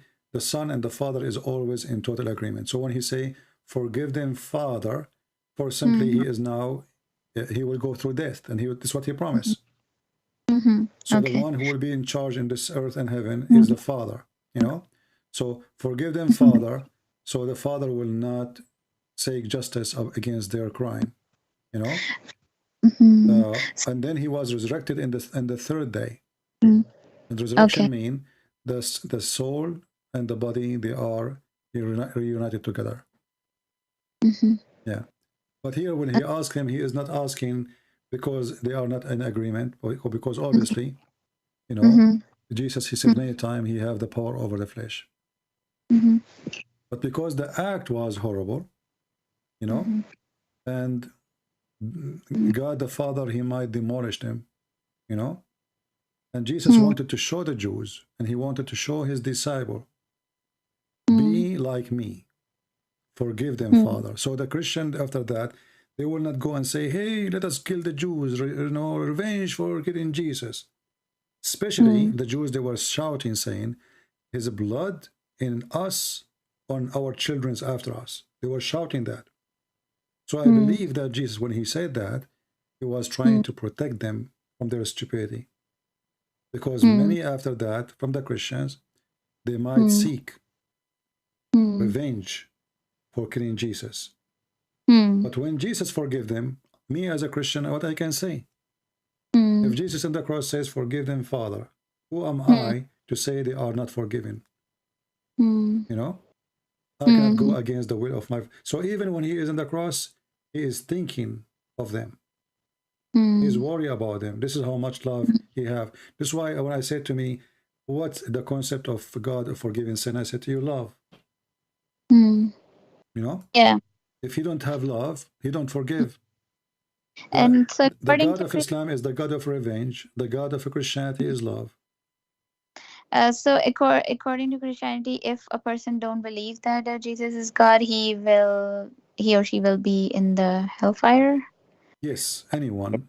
And not only Okay. that, even if you believe in Jesus, even if you Mm-hmm. believe in Jesus and your faith is fake, which means you are a person who you want Jesus to be God as a spare, you know, like when I die, before I die, I say you know, you cannot fool God.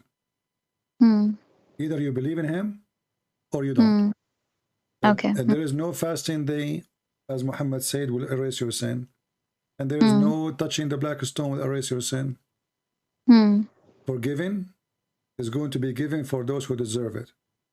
And number one step to be forgiven, as the Lord, He says, forgive to us the same as we forgive to others.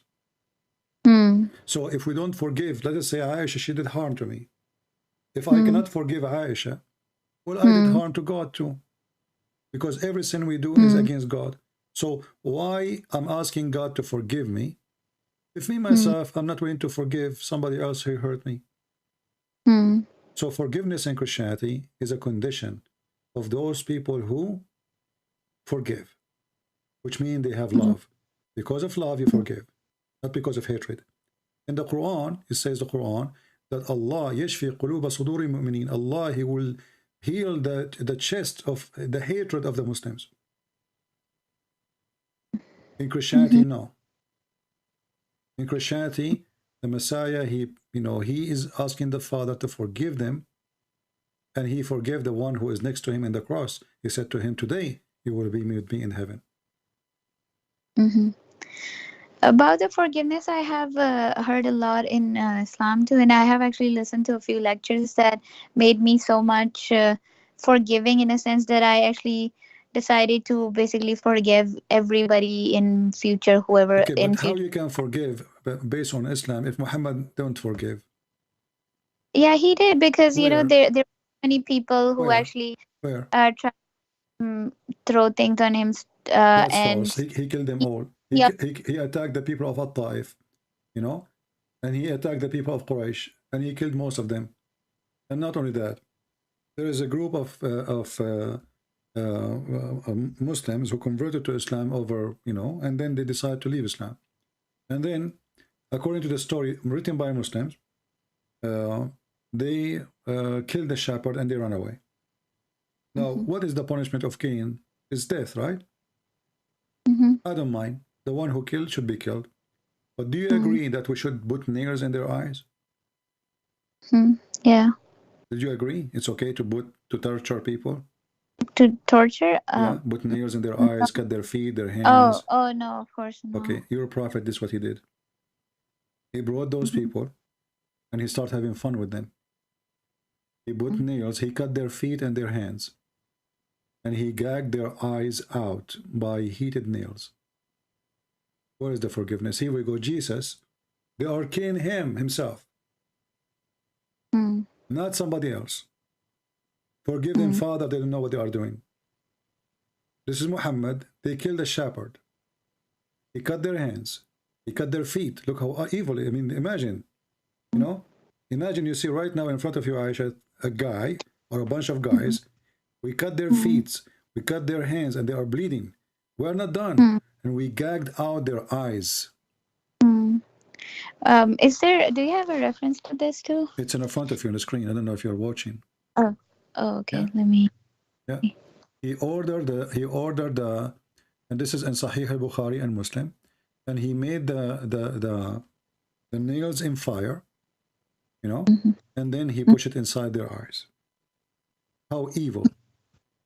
Same he did to Qurfa. Qurfa, she is a woman against Muhammad. She is almost, 85, 86, maybe 90 years old. He tied her legs to 2 camels and he ripped her apart. Where is the forgiveness?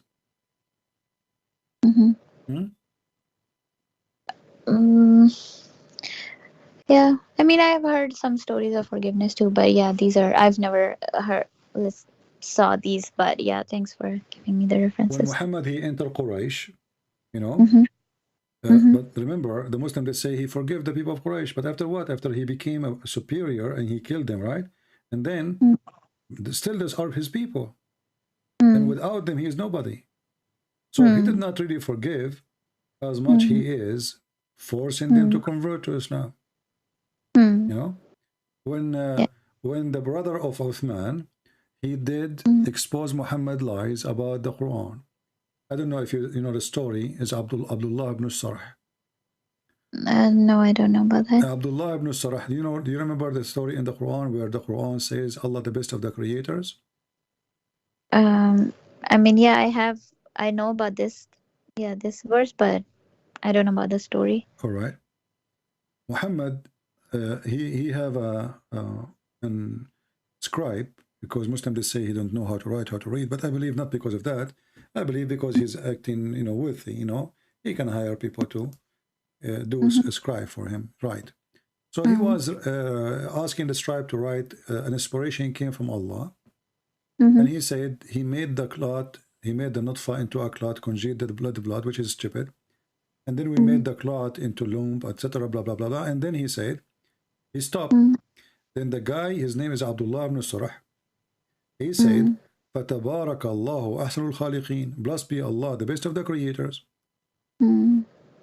Muhammad, he said to him, he heard him, he said, write it there. The guy, he said, write what? He said, write what you just said. He said, but I am the one who said that. He said, well, it came to me the same as it came to you. And right away the man discovered that Muhammad is a fraud, because he is the one who said this sentence. Muhammad, he copied what he said, and he said to him, write it there. I said, well, what do you mean write? I'm the one who said it. So he left Islam, and this is the brother of Uthman ibn Affan. Muhammad, he ordered his death. And by the way, this is in your books. This is what makes it more funny. You see all those references? It's in your books. And this is after filtration. Imagine after the Muslim, they clean all the garbage they have about Muhammad.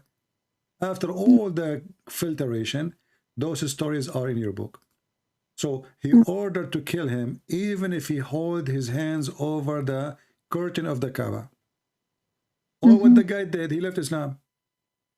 And all what the guy did, he said, well, you know what? Muhammad, he copied from me a verse. It was given to me. He said to himself, if Muhammad is a prophet for receiving Quran, will I receive Quran too? And he decided to leave Islam. So, not only that, by the way, Muhammad, when he did that, he gave us a favor. Look what he did. When the man, he says, blessed be Allah, the best of the creators, showing his wonder. And Muhammad, he copied it and he put it there. Do you see the mistake there? Yeah. What is the mistake? I don't know. Creators. He said the best of the creators. Yeah. Okay. That person is not he's not a prophet. He's just a normal person. Maybe he still have some pagan belief that there's creators. So when he said that, how Muhammad he accept to say, as he said, the best of the creators? Because that means there's many creators. The Muslim, they try to fix it. They say, oh, the one who made a bicycle. What bicycle, my friend? Creator is not a bicycle maker. Creation, we are talking about creating the baby. Creation is the one who gives life, who creates something out of nothing, nothing else. Otherwise, nobody else. There's only one creator. So when we say he is the best of the creators, is Muhammad lying, or he is saying the truth? Oh, okay. I get your point, yes. Because this is a lie. And in the top of that, when Muhammad, he copied this story, and this man, he left Islam for saying such a thing, and Muhammad, he put it in the Quran, and the Muslim, they knew what this guy, he said. Why none of the Muslims says to Muhammad, what do you mean he is the best of the creators? You know what I mean? Like if I am a prophet now, and I have 1,000 people listening to me, and I say he's the best of the creators, shouldn't you ask me, what do you mean, prophet? Even let's say you respect me, you don't think to make it fun, but what do you mean? Muhammad, he say things he don't know how to explain. No? Because that doesn't make sense. And if there's only one creator, that means the sentence is a lie. If I say to you, I was the best son for my mother, and later you find out that I am the only son, isn't it true I'm lying then? I made you believe by saying I'm the best son, I made you believe that there's other sons, correct? Yeah, I mean, so again, I'm not trying to duct tape. I'm just what my understanding was on this is that um it's like people or everybody, like, yeah, even humankind, like they create things, and we, like, scientifically we create machinery, artificial intelligence, whatever, um he, whatever he created, like us human being, we are so complex in the universe and everything. So whatever God creates is like he's the best of the creators. Oh, hey, this is But very interesting. Okay, let me, you know, I use a language. Sometimes I say, let me get you busted. So I'm not being rude with you. Let me get you busted. The Quran gives definition. Who is the one who can be called the creator? Is the one, yeah, at least he can yeah, create a fly. Listen, no, listen. that's true. I agree with you on that. I mean, there Okay. should be no So comparison. your answer is a duct tape again, because when the Quran says that the one who should be worshipped is the one, at least he can create a fly. This is what a creator mean. A one he can create a fly, Yeah. at least, not somebody make a bicycle. Yeah, I agree. I mean, you're saying there's no comparison between the actual, like, real creator and we Not only who. that, the Quran give definition. What is the create mean? The one who at least can create a fly. If the one you worship, read it. This is chapter 22, verse 73. Okay. If the one who cannot, if the one you worship, he cannot even create a fly, well, he is not God. So create here is the one who is the create for a fly or a living being. So when he say he is the best of the creator, he is saying he is the best of anyone who creates. Otherwise, we cannot compare, because if I say Allah is the best of the creators, and I'm calling the one who make a bicycle creator, that is a stupid statement, because simply nobody is called the creator by making a chair. You know, that does not make you creator, you know? Yeah. And we are talking about religion, remember. So there is a creative ideas and there is a creation. Yeah, we are the creations, yes. Okay. So when the Quran made the rule, the Quran should obey by the rule. And when Allah, he says he is the best of the creators, that's mean there's other creator. Actually, in different verse, the Quran says, you forsake, you pray or you seek the other gods like Baal, and you forsake the best of the creators.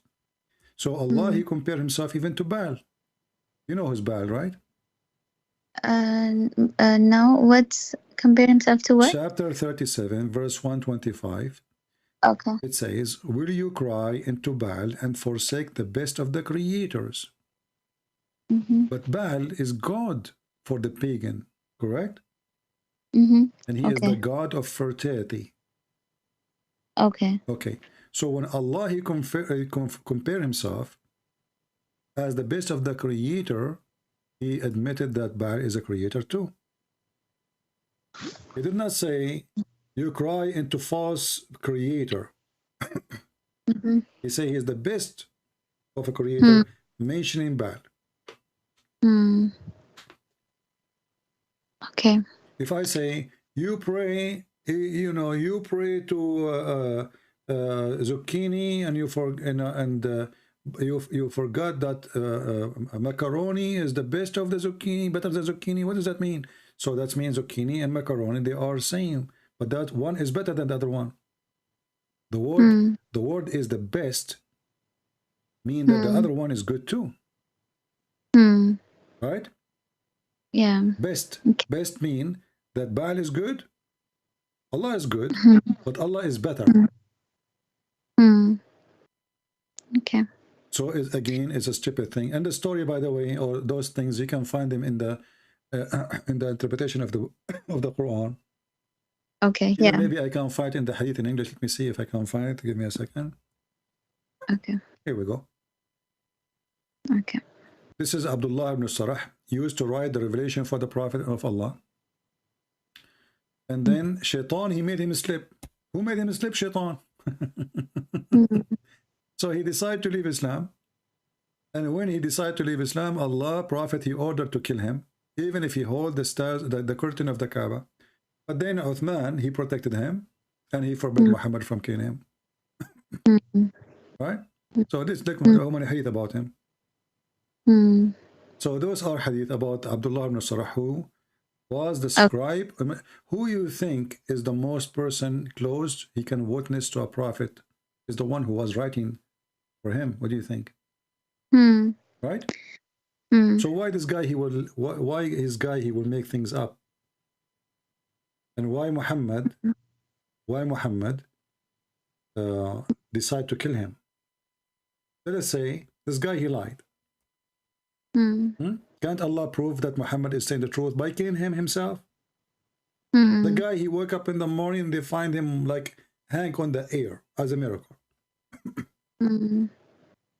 Hmm? Mm. Why he need to kill him? He need to kill him because he need to shut up his mouth. Mm-hmm. Okay. Yeah. Okay, well, okay, it's been, yeah, I mean, it's been almost 4 hours. And actually, Muhammad, you know, he tried to use Quran or to make Quran to fight those who expose him. Mm. As an example, he made a verse in the Quran that says, وَمَنْ كَفَرَ بِاللَّهِ بَعْدَ إِيمَانِهِ. But the question is, why a person who was a believer, he became a kafir again? Why? Unless he saw something wrong. The verse, chapter 16, verse number 106, it says, whoever disbelieves in Allah after his belief, except the one who Allah, somebody forced them to leave, what will happen? Allah will curse them and they will have a great punishment from Allah. Read what is the behind this verse. You will laugh. I heard this verse where it says that that people go the kuffar kind of just to pretend accept Islam and then go back to their people and then say, this is the guy, this is the brother of Uthman. Yeah, I understand, but there's this that they go back. Hold on, listen. You see, the stupidity is that the Muhammadan, they say, do you know that the Prophet, he have a chapter about Abu Lahab? And they say this is a miracle. Why? Because Abu Lahab never converted to Islam. Okay. But this verse is about the same guy, which is the one who gave Muhammad the verses. And later, this guy became a Muslim again. Because he had no choice. Either he died, Muhammad, he took over Mecca, he went to his brother Uthman ibn Affan. Uthman, he told Muhammad that he will become a Muslim, that's it, leave him. He became a Muslim, and later they became him, they made him a ruler. So how a person is a liar, he fabricates things is not true, and suddenly just because he converted to Islam again, he's okay. No? Yeah. Oh, okay. His brother, you're talking about his brother, Uthman, right? he's a brother, Yeah, yeah, Uthman ibn Affan, the Caliphate. Yeah. Not only that, actually, you know, I don't know if you know that your prophet, he have a name. They call him Abi Kabsha. I did not know that. Yeah, this is a funny insult, you know, Abu Kabsha. Maybe we should make a video about it. He mentioned how Muhammad, he can be, Abu Kabsha can be a prophet. Let me see if I can find. Okay. Yeah, they ask him, here we go. This is Tafsir Abi Hatim al-Razi, volume number 4, page number 1346. They said to him, the people of Quraysh, hey, Abdullah ibn Sarh, how you did wrote the Quran to Abi Kabsha? He said, I used to write as I wish. And then Allah, he sent a verse saying, look at this. And Allah, he sent this verse. من أظلم ممن افترى على الله كذبا. Mm-hmm. Let me show you the verse, and so you will laugh with me. Mm-hmm. Who is more unjust than the one who fabricate lies against Allah? Mm-hmm. Read with me and see how stupid Islam is. This is about the same person. Chapter 6. This is telling you how Muhammad, how much trouble he went through because of this. So now Muhammad trying to make verses to refute the man. He says, and who can be more unjust than the one who invent lies against Allah? Or he say, I receive inspiration, whereas he is not inspired in anything. Do you see it? Okay. So the guy, he said, I receive inspiration like Muhammad. The Muslim, they confirm the story that he said that before Muhammad. So how he did not receive inspiration? And why Allah told the sentence to this man before Muhammad? And you know, when you see here, let me show you I use Google Translation. He said, I used to write as I wish. As I wish. He's a scribe. I used to write as I wish. Read with me carefully here. He said, where is the part?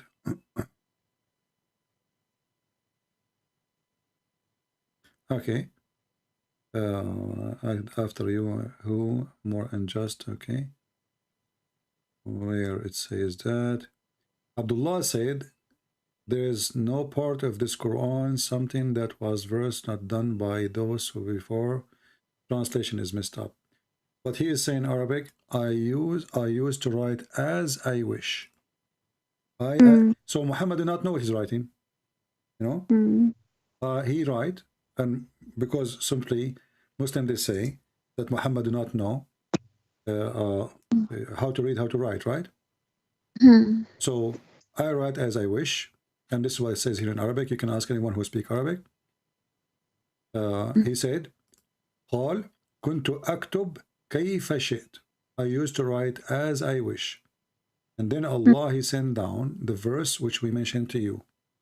Chapter 6, verse number 93.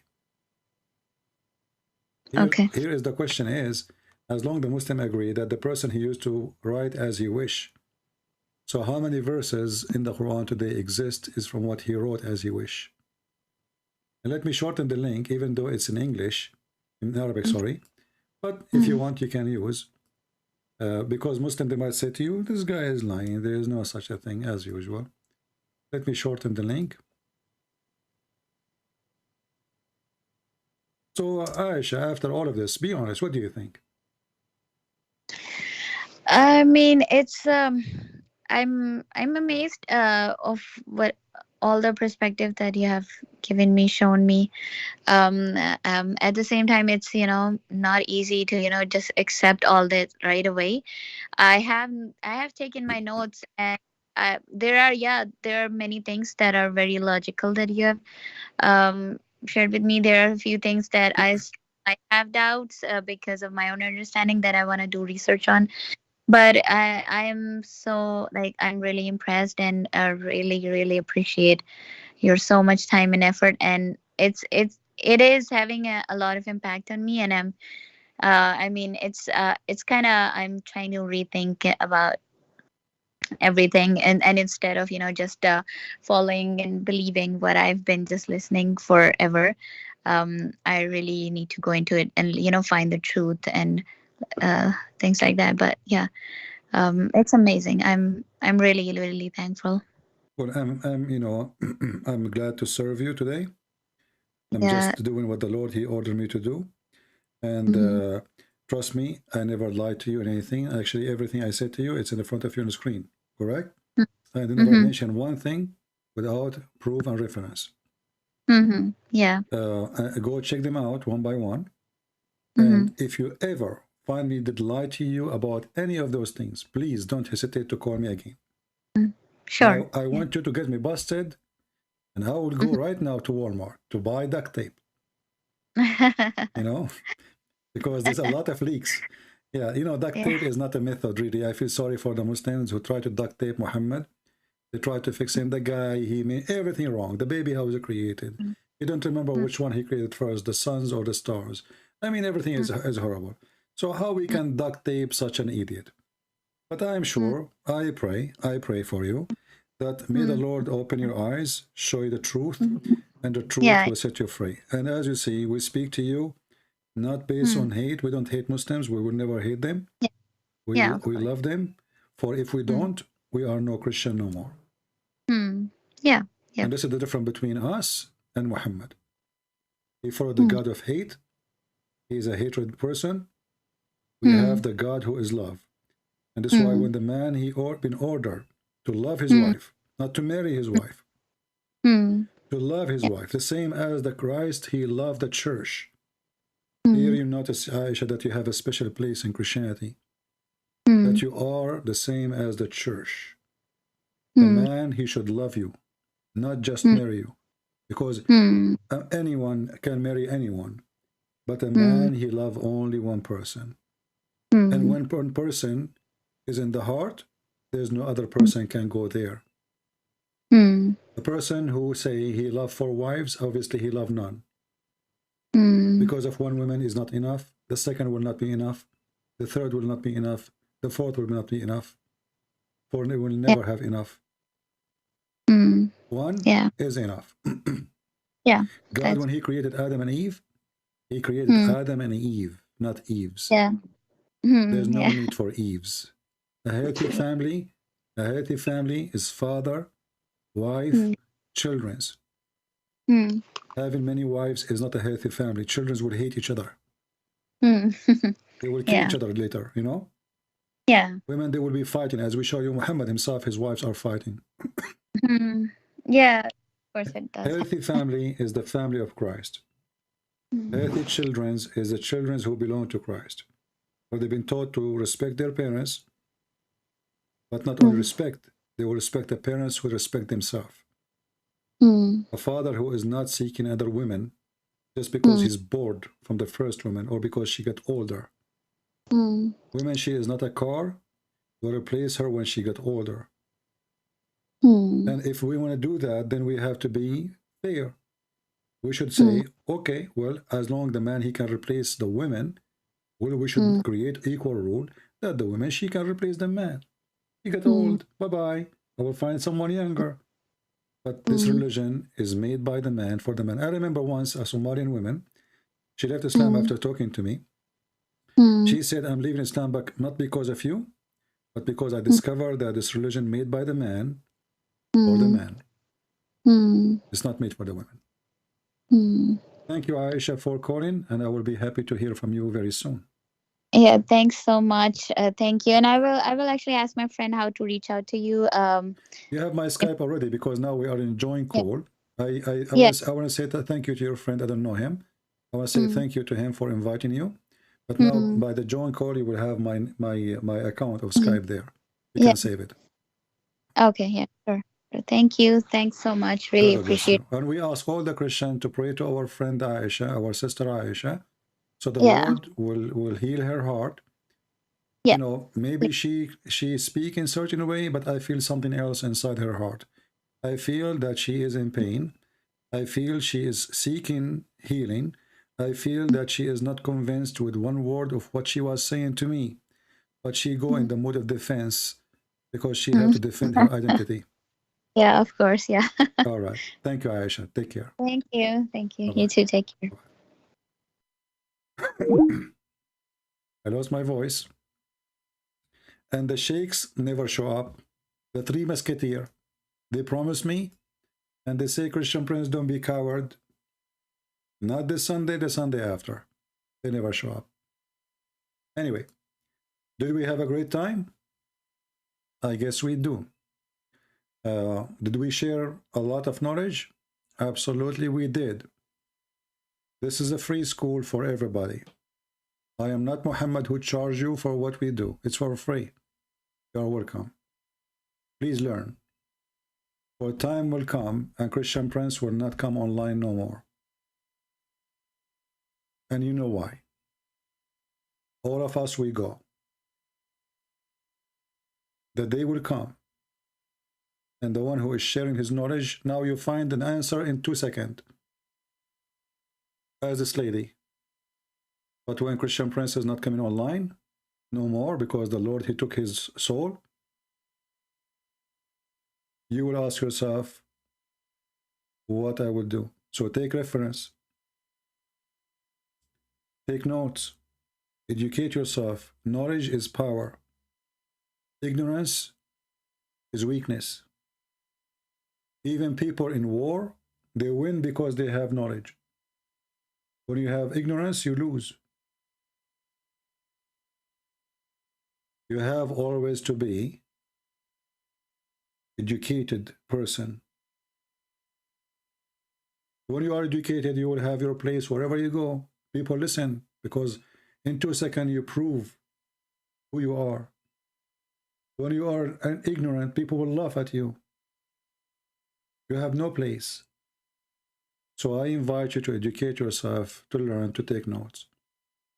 And all of us, we are ignorant somehow. All of us, because knowledge is endless. So if one day you become a person who think he is very knowledgeable, you are still don't have any knowledge. But the joy of life is that we learn every day. Today is better than yesterday. I learned more. Today I heard this lady. I share my knowledge with her. But each time I speak to a Muslim, I learn something new. I don't learn about the religion. I learn about a human being. How he try to find a solution for a problem he live in.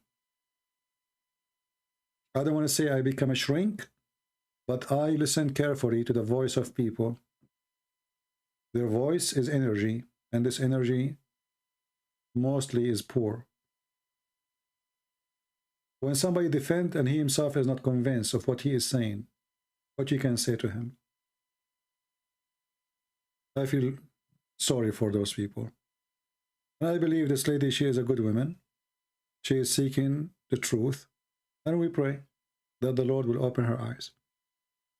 We hope that Aisha soon will call us and she will give us a better news. I really apologize. My voice is, I have pain in my throat right now. My throat is so dry. I wish I can continue more. But, I mean, almost 6 hours of talking is not easy. I used to stay even longer. But, you know, we are getting older. So I think this is enough for today. Let us save some voice and energy for other day. I want to remind you, now we have 2 fixed days. I will go live on air. Friday in the morning, New York time, and Sunday in the morning, New York time, between 10 and 10:30 a.m. New York time. But doesn't mean I will not go live in the other days, but those are fixed days, which mean every Friday morning, USA, New York time, between 10 and 10:30, Friday and Sunday, I will be live. Other days, there's no schedule for them, which means just subscribe, and then if you notice I'm going live, you join us. All right? So I want to say thank you. May the Lord bless you. And as you see, Islam is an endless lie. The man who claimed to be a prophet, he never have a witness. I cannot believe it, that we need to have a witness even for a check we write or a money we borrow. The Quran says 2 witnesses for money you borrow. But we don't have a single witness for Muhammad going to the sky. We don't have a single witness for Muhammad receiving revelation. This is a religion, have 0 witnesses. And then the more we study, we find that even the sex of Muhammad was false. It was fake. This man was mentally ill. He tried to commit suicide many times. How in the world this man become a prophet? Thank you all for being here. Until we see you soon again. Feel free to download my videos, share them with your friends. It's for free. And the Lord, he said, For free you took, for free you give. And the admins, they share with you always links, because we give my books in many languages for free. And more books will be published soon in other languages. Thank you. God bless you.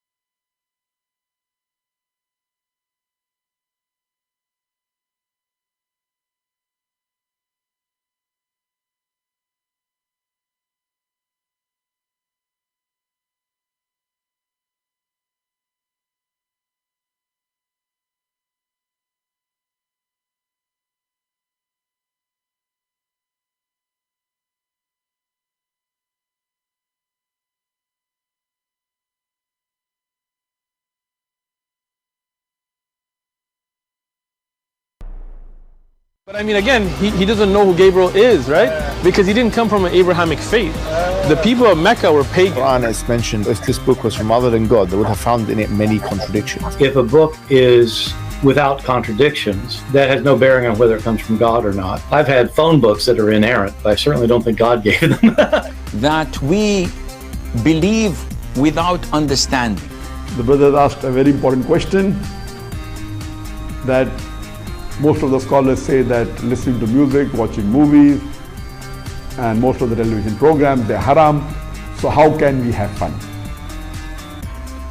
Let me tell you, brother, at the outset, that having fun is permitted in Islam as long as the fun is halal fun. That the standard narrative has holes in it. The Prophet tells us because Satan or the devil sleeps over our nostrils. Those who oversleep and not pray Fajr on time, Satan urinates in their ears. I really do think Jesus was crucified and that he really was dead and buried. He thought that he was a son of God in the sense that he was specially chosen by God. I think Jesus really did think he was going to be the Messiah, the future king of Israel. I mean, that is, after all, why they crucified him,